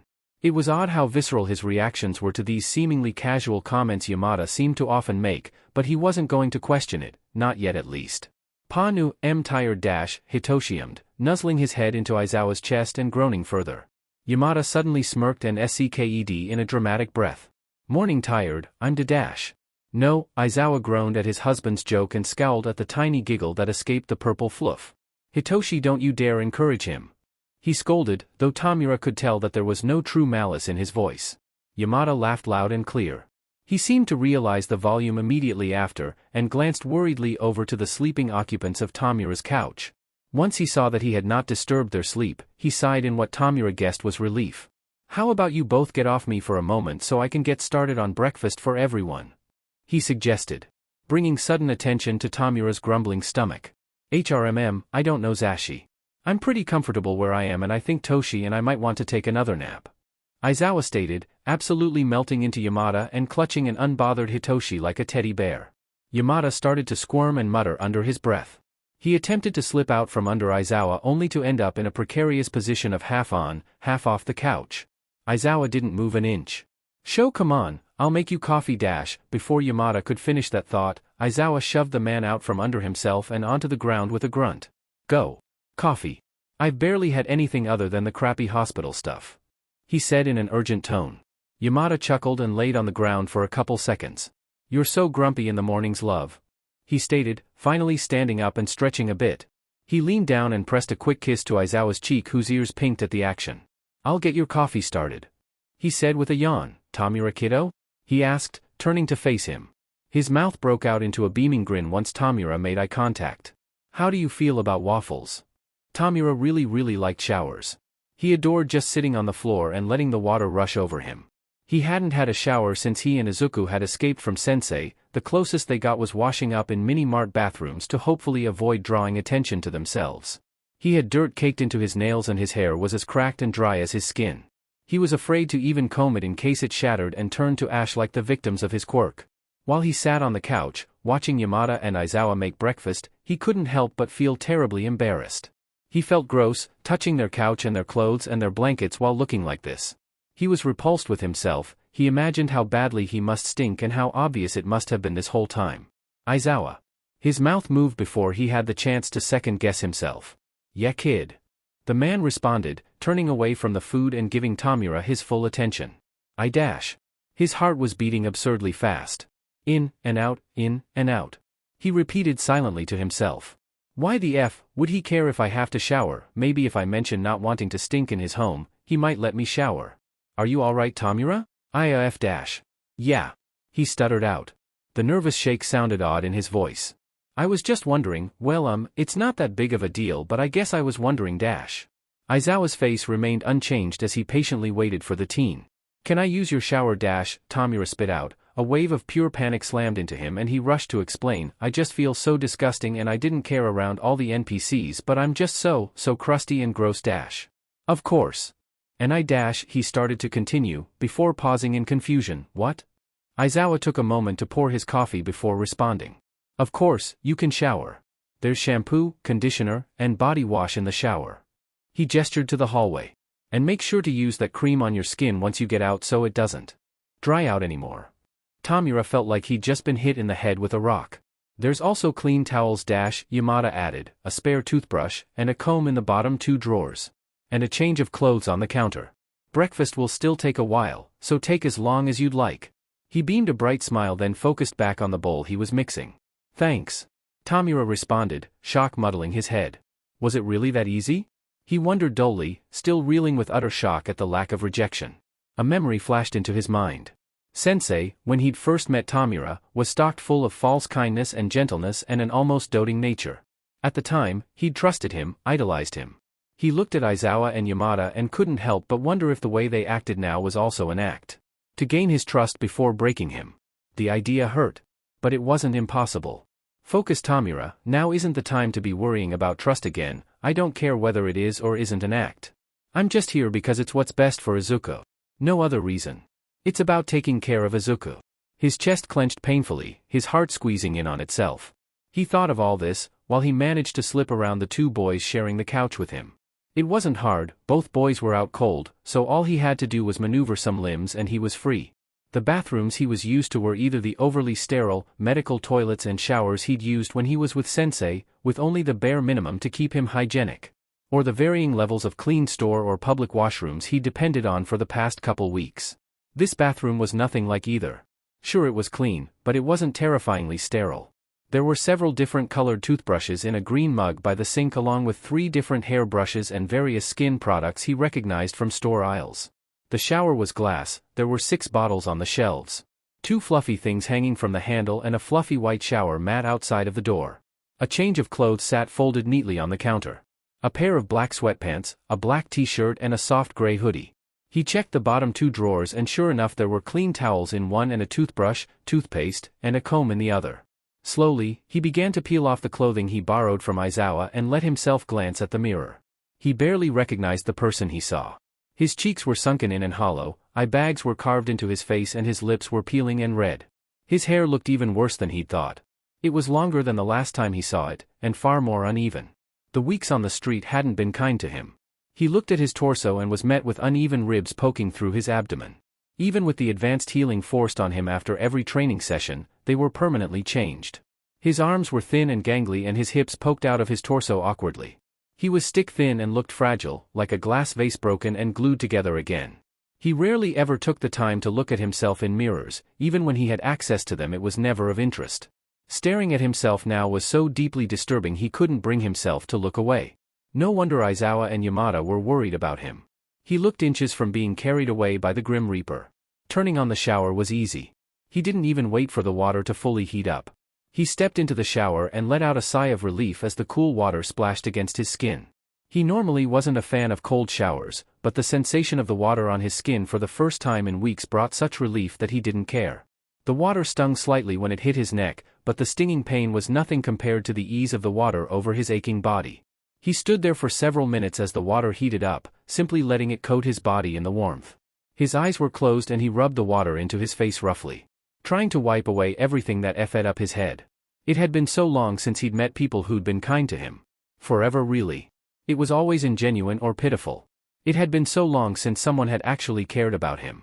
Not his quirk or what he could do for them. About him.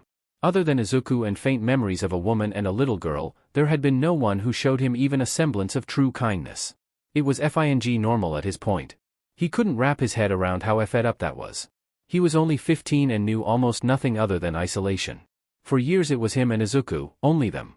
Tomura's entire life was about Izuku, making sure he was safe, making sure he was fed and healthy, making sure he never felt how Tomura did. And although all of this was for Izuku, he wanted so badly for it to be a little for him as well. He wanted so badly for Aizawa and Yamada's kindness to be real, to be good for Izuku and have there be some left for him. More than anything. The water, boiling hot, suddenly felt as if it was burning his skin off and he yelped in pain. Ow shit ff, that's too fing hot ow dash. He jumped up and furiously twisted the heat way down while trying desperately to cover his body from the boiling water. He sighed in relief as it cooled down to a reasonable temperature and took a deep breath before running a hand through his hair. Maybe it was just his own stupidity, or maybe it was a sign to stop wallowing in self-pity and get on with things. Either way, he decided to shut down his thoughts and began lathering his body up with a bottle of soap smelling of vanilla. He grabbed the bottle labeled as shampoo and rubbed into his soaked hair, feeling it foam up and run down the drain. He'd taken the comb into the shower with him, so as he washed the shampoo out, he began combing through the knots in his hair. It was nigh impossible starting from the top, so he started from the bottom up, delicately working his way up his head, trying not to rip out his own hair in impatience. He got frustrated with it, and wondered if conditioner would help. He put a generous amount on his palm and rubbed it into his hair from around the ears to the ends. Leaving it to sit for a couple minutes, he tried to comb through his hair with the conditioner in it and it was significantly easier. He was able to fully comb through his hair within the next couple minutes and once done ran his fingers through his hair smoothly. He felt so clean. It was amazing. He'd never been the most hygienic person, but after not having the option he was relieved to have that again. He washed the conditioner out and it left his hair feeling soft and silky. Something he wasn't at all used to. After leaving the shower, he dried off and used some of that lotion from earlier on his neck and hands before putting on his gloves again to avoid disintegrating the clothing. Then he started to get dressed. The clothes were comfy, they were a bit large on him, but he preferred oversized clothing anyways. Although he did have to double knot the sweatpants to stay on his hips. He slipped the hoodie over the t-shirt. He'd never been very comfortable showing his arms. Stepping out of the bathroom, his nose was blessed with an unfamiliar but pleasant smell wafting through the air. The sound of laughter echoed around the apartment, as Tomura stood in the hallway taking in the bright sound. From the hallway, he couldn't see the kitchen or the dining table. But he could see the living room perfectly. Izuku and Katsuki seemed to have awakened while he'd been in the shower, as the couch they were previously snoozing on was empty. He turned the corner and saw the source of the laughter. The three boys were gathered around the dining table. Katsuki and Hitoshi were throwing strawberries at each other while Izuku giggled and floated some he caught in the air towards himself. Aizawa and Yamada were still in the kitchen, Aizawa sitting on the counter while sipping a drink, Yamada plating up some flat and checkered circles of dough that smelled delightful. The dining table was set up with a bowl of fruit with 6 chairs around it. Tomura felt a pulling sensation in his chest, his eyes started burning and he had to wipe at his face to avoid tearing up. He hadn't seen Izuku this happy ever. It felt like Izuku was using pull on his heart. He was starting to worry more and more about what that implied while he watched his brother, but he decided it was not a bad feeling, odd, but not bad. Izuku looked up from the boys and caught sight of Tomura, his face brightened and he jumped up out of his chair. Tomura, you won't believe it. Hitoshi has a really cool mind control quirk, he can make you do whatever he wants just by asking a question. Izuku exclaimed as he barreled directly into Tomura, knocking the air out of him. OOH and Kachan can make explosions with his hands. He won't show me but I bet it's awesome. Tomura felt a smile pull at his lips and patted his brother on the back. I'm sure it is. Did you sleep okay? Are they annoying you cause I can kick their butt dash? Izuku is so cool. He can turn into a really cute cat dash, Hitoshi interrupted, making heart eyes at Izuku. Of course he's cool. He's my best friend. Katsuki shouted, standing on his chair and glaring at Hitoshi. Hey kiddos, let's all chill out. Yamada called from the kitchen, walking towards the counter and smiling at the 4 of them. Tomura, there you are. He exclaimed and Tomura nodded at him, scratching at his neck out of habit. Did you find everything okay? The man asked while untying his apron. Yeah I did, it was fine. It was nice. He corrected himself, not wanting to be thought of as ungrateful. And the clothes? They seem to be a bit big dash, he worried aloud. It's fine Yamada-san, I really prefer baggy clothes. Still, think about some stuff you'd like better. We need to get you and Izuku here all the basics today, plus some special things for the both of you to feel at home. Tomura's mind blanked. To feel at home? Both of them? He held his hands up and began to protest as he realized what Yamada was insinuating. No, you've done so much, we don't need anything else. He stopped, and thought about how wonderful it would be to spoil Izuku. I don't want to burden you, seriously, it's fine, I don't need anything. Whether or not you think you do, we still need to make sure you have the necessities, kid. Aizawa butted in, his tone soft but firm. I'm not the fondest of shopping myself, but you deserve some things that are yours. Plus we need to be out of the house for a couple hours so Cementos can update the building for some residents. Yamada added on, speaking the sentence as if it were the most normal thing in the world. Okay. Only the basics though? Tomura compromised. If that's what you want, listener. He did not only get the basics. In fact, Yamada had managed to convince him into walking away with the basics plus a matching cat hoodie with Izuku, a journal that Aizawa insisted was necessary for his mental health, whatever that meant, and an extremely soft plush Totoro. Izuku walked away with even more, having more encouragement to get whatever he wanted to. He left with all the basics, plus several pro-hero shirts, a cat hoodie, a present Mike plushie, that nearly had Yamada in tears, and 2 different hero-themed onesies that he'd seen his brother awing at through store windows in the past. Breakfast beforehand was, needless to say, delicious. He hadn't realized how starving he'd felt until after he'd devoured 2 of the massive waffles slathered in butter, sweet syrup, and in Katsuki's and his own case a chocolate spread that melted in his mouth, sending warm feelings through his stomach. It was by no means a healthy breakfast, but the 2 men made sure everyone had a generous serving of it anyways. From the 2 chocolate things he'd discovered in the past 2 days, he made the healthy assumption that everything chocolate was absolutely perfect. This assumption was further fueled by the chocolate boba drink he'd gotten as a little treat for letting Yamada spoil him. Izuku, Katsuki and Tomura all drank the chocolate boba while Yamada got a matcha-flavored one and Hitoshi and Aizawa both got vanilla respectively. It was really nice. Sure, they got some odd stares, the 6 of them looking nothing alike, but it felt honestly fun. It helped with how Izuku's face lit up with each new thing bought for him, or the moment he saw someone with an interesting quirk and began muttering different theories on it. The mutters were what prompted Aizawa to buy the kid a large notebook which Izuku later labeled as Quirk Analysis No. 1. Although they had 2 heroes with them at all times, Tomura still felt wary of everyone around them. On more than one occasion he would spot someone who stared at him for just a moment too long and grow suspicious of their motives.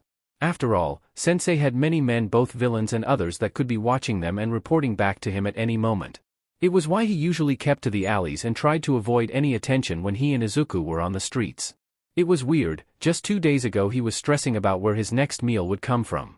Now he was lugging a bag of new clothes up the stairs to his new, likely temporary, home. When Aizawa opened the door to the apartment, everything seemed normal. Well, as normal as it was before. Katsuki dragged Izuku and Hitoshi through the door and down the hallway, Izuku giggling and Hitoshi complaining the whole way. They sure seem excited. Tomura commented. Aizawa and Yamada shared a look, then both cracked wicked grins. Rightfully so, we actually got Cementos to make a couple small changes to our apartment along with some of the others. Nothing big, but I think you'll like it. Aizawa responded, gesturing down the hallway. What the hell did you do, old man? Tomura muttered before he wandered his way down the hallway. He was pretty sure there used to be only 4 doors, not 5. He peeked into the first door, the bathroom was unchanged, then the second, Katsuki and Hitoshi's also remained the same. The 3 boys giggling and taking off the tags on Izuku's new clothes. The third door was still Aizawa and Yamada's bedroom. The fourth room was different than before, the bed was pushed into the corner and there was now a desk in the room as well as a small plant hanging from the window. It was really nice. You like it, kid? This is your room. We got Cementos to make another so you both could have some privacy if you like. I figure that plant and desk ought to be from Nizu. Tomura felt his chest tighten and heat up as Aizawa's voice faded out. It's the same feeling he got earlier when he worried he was getting sick, except much stronger. So much stronger that it climbed up into his throat and seemed to block off his airways. He stared in awe at the room that was apparently his. All his. That nosy rat no doubt thinks having a plant will help with mental health or something. He did the same with my room when I was a teen. Aizawa chuckled, leaning on the door frame. Acting blissfully unaware of the internal crisis the teen was experiencing, which was quickly replaced with confusion. Wait, you live with Nizu? Principal of UA? The rat? Aizawa nodded and ran a hand through his hair. Well, no one really knows what he is, but yeah. He took me in my second year at UA when my group home got shut down due to budget cuts. He responded, looking thoughtful for a moment. Anyways, why don't we stop gawking here and see Izuku's reaction to his new room? Aizawa asked, giving Tomura a pat on the shoulder which he initially flinched away from. His eyebrows furrowed for a second before it fell away like nothing happened. The man squeezed his shoulder and began uttering words to the younger boys that Tomura tuned out. He just stared at the room, his room, for a couple extra seconds. He felt like he could cry, which was a strange reaction to something as simple as a room, but it was for him. It was his. Did they care about him? Izuku's room was perfect. The walls were a soft beige tone, the floors matched the rest of the house. He had a large window with a view of the forest surrounding UA and the city just beyond it. The bed looked insanely soft, it had a light blue comforter and his new present Mike plushie was quickly propped up against the headboard along with a new green cat squishmallow that came with the room and Izuku claimed felt like a cloud. The moment he stepped into the room, his eyes sparkled and he started flapping his hands with mirth. "You didn't have to do this," the boy nearly shouted. Despite his insistence, his face was utterly glowing with glee. "You deserve it, listener. Everyone needs a space to call their own." Hisashi responded, his smile almost as bright as Izuku's. Besides, Nizu was the one to suggest it. Izuku's eyes widened. He flapped his arms for a couple seconds more before stopping abruptly. His body jolted at the stop. His former joy completely shut off. It was like a SWCH flipped within the boy, his glee completely drained. Hisashi's smile rapidly melted off his face. The boy was shaking, shivering almost. It was like all the emotions and energy he was expressing outwardly earlier had been forced inwards. "I'm sorry. I can't, it's too much. I really don't need any of this," he protested. He sniffled and wiped furiously at his eyes. Hisashi had no idea what went wrong, he'd never seen something as simple as stimming repressed so viciously. He sat down in front of the tearful Izuku who was still wiping at his eyes and seemed to not even notice Hisashi's movement. "Izuku? Kiddo, can you look at me?" Izuku sniffled again, but glanced up from his hands. His eyes red and puffy and his nose dripping snot, he looked at Hisashi almost fearfully. "Why did you do this?" the boy asked with a sob. "Izuku, we just wanted to give you a little surprise dash," the man smiled as kindly as he could and reached his hand out. Izuku jolted away almost in pain. "Well, you shouldn't have," Izuku shouted, lifting his head from his knees and glaring at Hisashi with an odd fury. His pupils seemed to shrink inwards and Hisashi felt goosebumps form on his own skin, an odd, almost instinctual fear chilling him to the bone. Then his glare dropped as quickly as it appeared and his eyes welled up with tears once more. He dug his face into his knees and went silent. The only sound being the occasional whispered sniffle. Hisashi was frozen, one knee on the ground and one hand still outstretched form when he attempted to touch the boy. He forced himself to lower the hand to his side. Glancing down, he noticed that his hands were shaking almost as viciously as the boy. He forced himself to take a deep breath, then another. No wonder Izuku and Katsuki were friends, looks like the green bean was capable of more fury than Hisashi had expected. He sat down beside the boy, keeping a healthy 3 feet between them. He sighed aloud, and fidgeted with his hearing aid. "I'm sorry." He spoke softly, but still loud enough to be heard. "I'm sorry I overwhelmed you, Izuku." He apologized again, he pressed his eyelids shut letting the darkness calm him. There was a long moment of silence. Where Hisashi was worried he had ruined all the progress they had made so far. He heard the sound of ruffled clothing, and looked up finally to see a small green kitten where Izuku was before. The kitten looked at him with wide, curious eyes. It then began to inch closer to the man. He gave the kitten a soft nod, and it nodded back. The kitten then walked right up to Hisashi's lap and sat down right in front, staring up at him with wide-eyed curiosity. "I truly am sorry, kiddo." The kitten gave a soft mew, and patted Hisashi's leg with its paw. A small gesture though it was, it filled Hisashi with hope that maybe not all was f'd up. When Shuta's phone rang, he wasn't shocked. It was mid-afternoon, he was sitting in the dining room going through lesson plans while Hisashi was at his radio show hosting a special guest. He was hesitant to leave at all, especially with Izuku's response to his new room. In the end Shouta managed to convince him that they could survive a couple hours without him. Hitoshi was flipping through one of his favorite books. Peter Nimble and His Fantastic Eyes. Tensei's younger brother Tenya had been introducing books to Hitoshi since they first could read.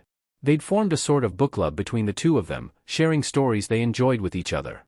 Katsuki was watching a hero documentary that Hisashi had kept from when he was young. Most of the heroes in it were no longer practicing, but it was a subject he'd always had an interest in. Izuku was still in the form of that small green kitten from earlier, this time however, he was curled up on the couch next to Katsuki, reveling in the very often pets from the explosive boy. It was worrisome, the interaction that Zashi had had with Izuku. It seemed so unlike the boy. And yet, it fit in so perfectly as well. Shouta couldn't help but relate that version of the boy closer to the one he'd first seen in that warehouse. His demeanor, quiet and calculating, his eyes far older than his body. It truly made him think hard about who this kid really was. Tomura was sitting in the armchair that was normally claimed by the cats. He seemed to have made a silent agreement with BSTRD and Toothless. One was curled up on either armrest while Tomura rested his arms in his lap, paying no mind to them other than the occasional hesitant pet. He wasn't paying any attention to the documentary, in fact his full attention was on the notebook Shouta had coerced him into getting. He wasn't actually writing anything, more so just staring at the empty pages. Shouta didn't mind though, it was the kid's notebook, he could do what he liked with it. As long as he was at least trying it, Shouta was happy.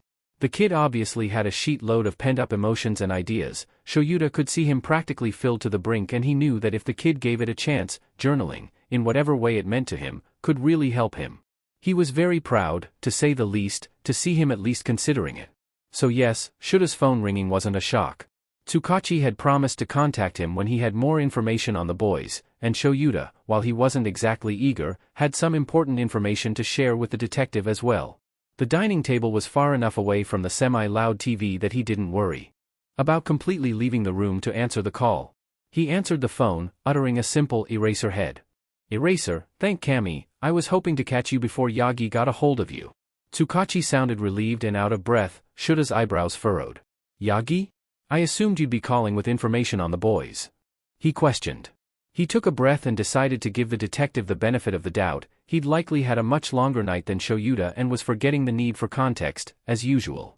"Yagi is, well, Yagi's someone very close to this case, I was obligated to get him involved." Shouta groaned. The more people involved, the more people he needed to talk to. And yes, info on the kids, we ran both of the boys' names through our system. Midoriyuku came up in an unsolved disappearance case 4 years ago. His mother, Inko, was found dead by the neighbor Dash. Yeah, we know that thanks to Katsuki. Thanks for the heads up by the way. That was a fun surprise to deal with.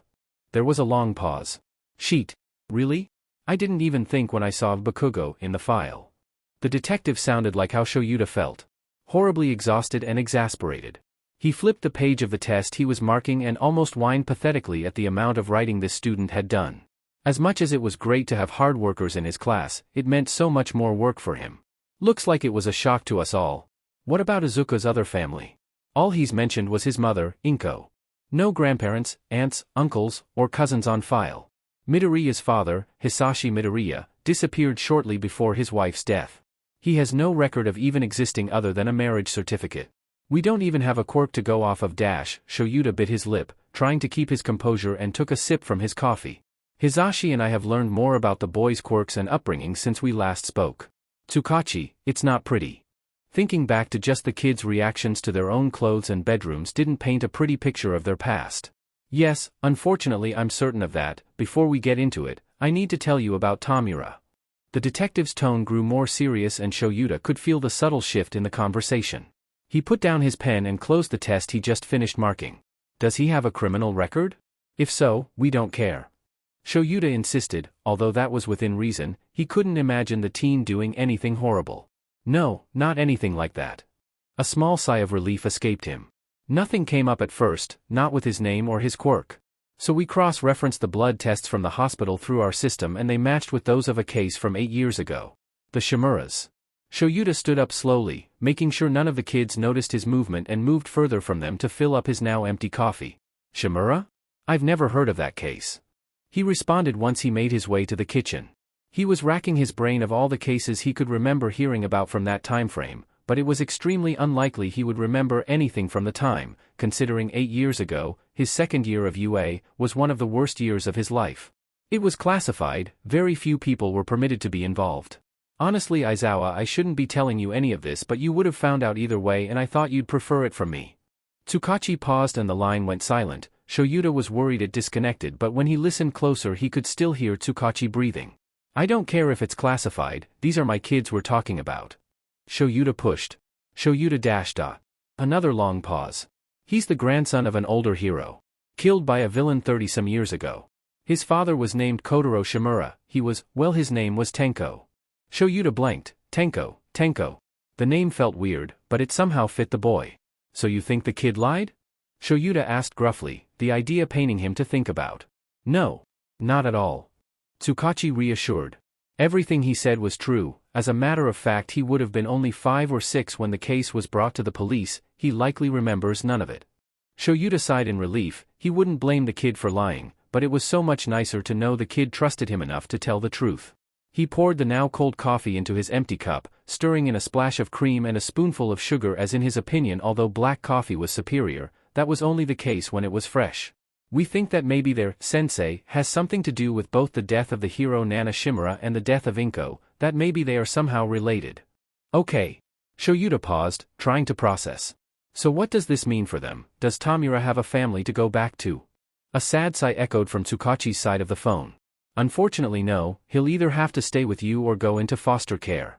And with what we know about his former sensei, foster care isn't the best idea. The case from 8 years ago was in regards to the entire family's murder. He does have a sort of pseudo-uncle, but that man is not in the place to even take care of himself, let alone a teenager. He'll stay with us. He responded. That's good to hear. The kid could really use you and Yamada. Shouta agreed with the detective. He had little to no confidence in the foster care system, especially with Tomura's age. It was unlikely he would get any sort of decent placement. I was actually hoping to ask Tomura some questions about what he remembers. His family was found in pieces with massive parts of them turned to dust.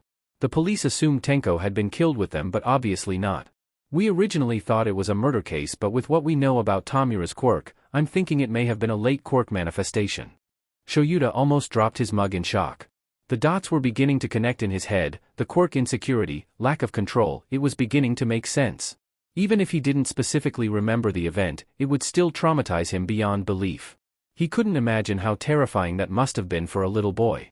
Quirk accidents were rarely pretty, and with more destructive quirks, the repercussions of it could be traumatizing. Oftentimes when two partners with more dangerous quirks have a child, they are very sure to watch for any signs of a quirk manifesting to minimize as much damage as possible. But with unlikely mutations or unexpected combinations of the parents' quirks, it can be impossible to predict a dangerous manifestation of a hard-to-control quirk. Hell. No wonder he's terrified of his quirk. Shouta muttered almost under his breath. Although from the detective's side he could tell it wasn't low enough to evade the detective's ears. In regards to the boy's quirk, its manifestation makes little to no sense.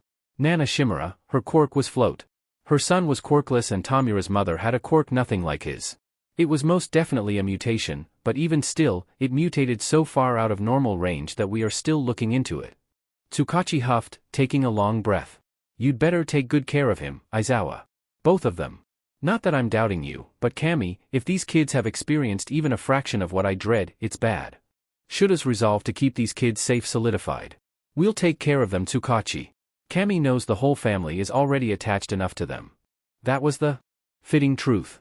Shouta would do anything to make sure these kids were given the loving home they both deserved. Good. The detective chuckled suddenly only to be stopped with a harsh cough. I hope you're prepared for the hurricane coming to you though. Shouta stopped mid-sip. Hurricane? He prompted. The man chuckled again. Shouta's eye twitched. Yeah.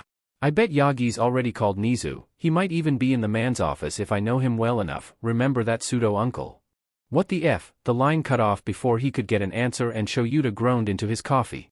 Kami, what in the living hell did Tsukauchi mean by hurricane? The hero's head spun like a hurricane. Toshinori was said. He was said at all for one, he was said at himself, he was said at his mentor Gran Torino, and he was even said at Nana, who was practically his mother. Honestly, the only person he wasn't said at was his dear friend Naomasa, who told him the moment he'd learned the truth about Nana's family. Why did no one tell him? There was a piece of Nana out there and nobody told him. She'd had a son. A son who she left and never even told Toshinori about. He understood protecting the people you loved, but leaving them? Abandoning them under the guise of keeping them safe. It was horrific. He was horrified. Kami, she'd had a son. He'd basically had a brother. And he grew up alone, and unloved. Then he'd had a son and that son was stolen by the very person he was supposed to be safe from. Why did no one have the decency to tell him before now? He had a family he could have been protecting and no one told him until 8 years too late. He had a pseudo-nephew of sorts who was still here, a part of Nana was still alive and he would do anything to protect him. These were the thoughts that ran through the number one hero's mind as he jumped through the skies, rapidly approaching UA. It was only mere minutes after he'd left Naomesa's office. It was a miracle that he'd even been able to meet with the detective. As number one hero, his schedule was constantly packed. Truly, if it weren't for Mirai overseeing every part of it, he would be an absolute mess. The detective had called him earlier that morning asking to talk, and if it weren't for the cancellation of his meeting with the Hero Commission, he wouldn't have had time at all. As if now, he was blowing off an autograph session in Tokyo. An exasperated Mirai was trying to mitigate the situation by rescheduling the whole affair, not at all delayed, with occasional pauses to yell at Toshinori through their shared earpiece. Despite Toshinori's usual care for keeping up his public appearance, currently he couldn't give a single sheet about anything outside of making it to UA and finding his nephew. Naomesa hadn't given him many details other than that the boy was under the care of a teacher at UA and a friend of Naomesa's, along with another boy who he called his younger brother. Both of them, free from the control of All for One. Toshinori wanted to meet the both of them more than anything. He landed just in front of UA's gates, giving a wide berth to the entrance he knew had many security measures to prevent unwanted arrivals. He just prayed Nizu would understand the severity of the situation and allow him through to meet the boys. It was almost bittersweet to stand at the gates of UA once more. He felt just as young as he stared at the gates as he felt the first day he'd originally laid eyes on them.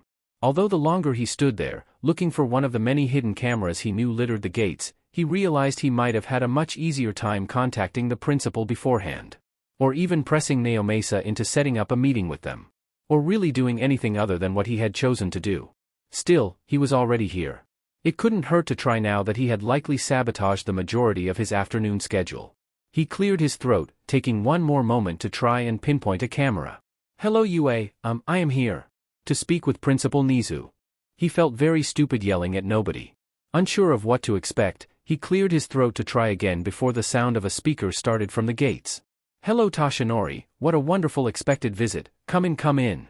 Nizu's voice resounded through the gates. Toshinori felt his face heat up. Of course Nizu, of all people, does he even count as people, would have expected him.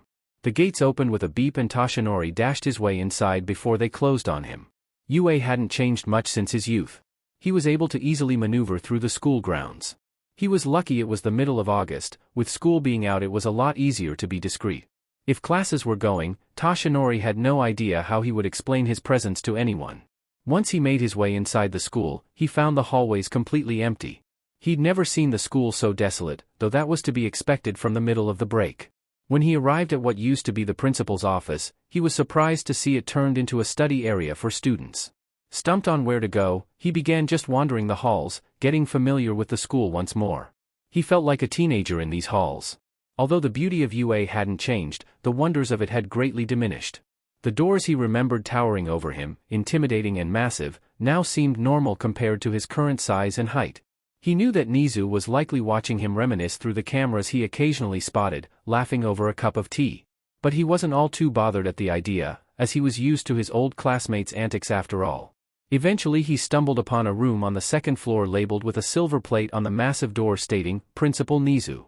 Toshinori couldn't recall what the room had been used for in his youth, so his curiosity piqued as he raised his hand to knock. Before he was able to knock, Nizu's voice echoed from inside. "Come in, old friend." Toshinori complied and opened the door to see his old friend sitting at a short desk with 2 cups of tea, one he was sipping on slowly and the other was placed in front of the guest seat. He caught a whiff of the tea and it smelled faintly of jasmine, his favorite. The office was brightened by gargantuan windows facing the city, letting in enormous amounts of natural light that lit up the whole room. Other than the desk, the office was barren and bleak. It seemed mainly unused. It was unlikely the principal spent much time here. If he had to wager, he'd guess that he spent most of his time in the teacher's lounge, or sneaking through the vents, spying on classes. "So, Nizu, hello my friend." Toshinori greeted, sitting down in front of the principal. "Why hello there, All Might. What do I owe the pleasure of getting a visit from you? Especially when I was certain you were meant to be in Tokyo at this hour." Toshinori coughed awkwardly and took a sip of his tea. "Perfect temperature. As always. Well, you see, I actually just received a call from Tsukauchi. Ah, the detective. How delightful." Nizu interrupted with a chuckle. Yes, well he fake cleared his throat. "He informed me of some people potentially very close to me that are currently being homed by some of your teachers. Well, isn't that fascinating? Yes. Well, I was wondering if I could meet them and their guardian. Well, if it's a meeting you wanted, you could have simply called Dash. Yes, well, I was hoping that maybe if I came in person, you would further understand my Dash. Your eagerness? Well, that is more than received. I'm certain the detective has already informed them of your untimely visit, so going through me, while appreciated, was rather unneeded. The rat laughed and spilled half of his teacup onto his desk. Perfect. Toshinori stood with a bright grin. Where can I find them? Teacher's dorms, my friend. Second door on the 5th floor. Please, tell them hello for me. Of course. Thank you, my friend. He started towards the door before he heard another chuckle from the rat. Before you go, Dash, he turned to find that Nizu was no standing on his desk. I do warn you that their wards are rather protective. Dash, his eye glinted cruelly at the statement, and he began to laugh uncontrollably, spilling the rest of his tea everywhere. Toshinori, while he appreciated the warning and that the boys were being kept by a good hero, couldn't help but silently scoff at the warning. He was the #1 pro hero. How protective could these wards possibly be against him? If it involved their kids being safe, the answer was very. Hey folks, I've been going back through the FIC and editing some parts. I'm going to be reposting many of the chapters, some will have small edits and some will be larger changes. I really appreciate all the support from everyone and I hope you all enjoy the updates. I'm back on track and actually feeling some inspiration. I'm also working on another FIC that should be posted sometime this April. I hope everyone has been doing well and I can't wait to bring you little listeners some new content. Okay, sadly the chapter is over. And if you enjoyed the video, just leave a like and subscribe with post notification, so when the next chapter is ready, you will be notified. Okay, see you in the next video. Bye.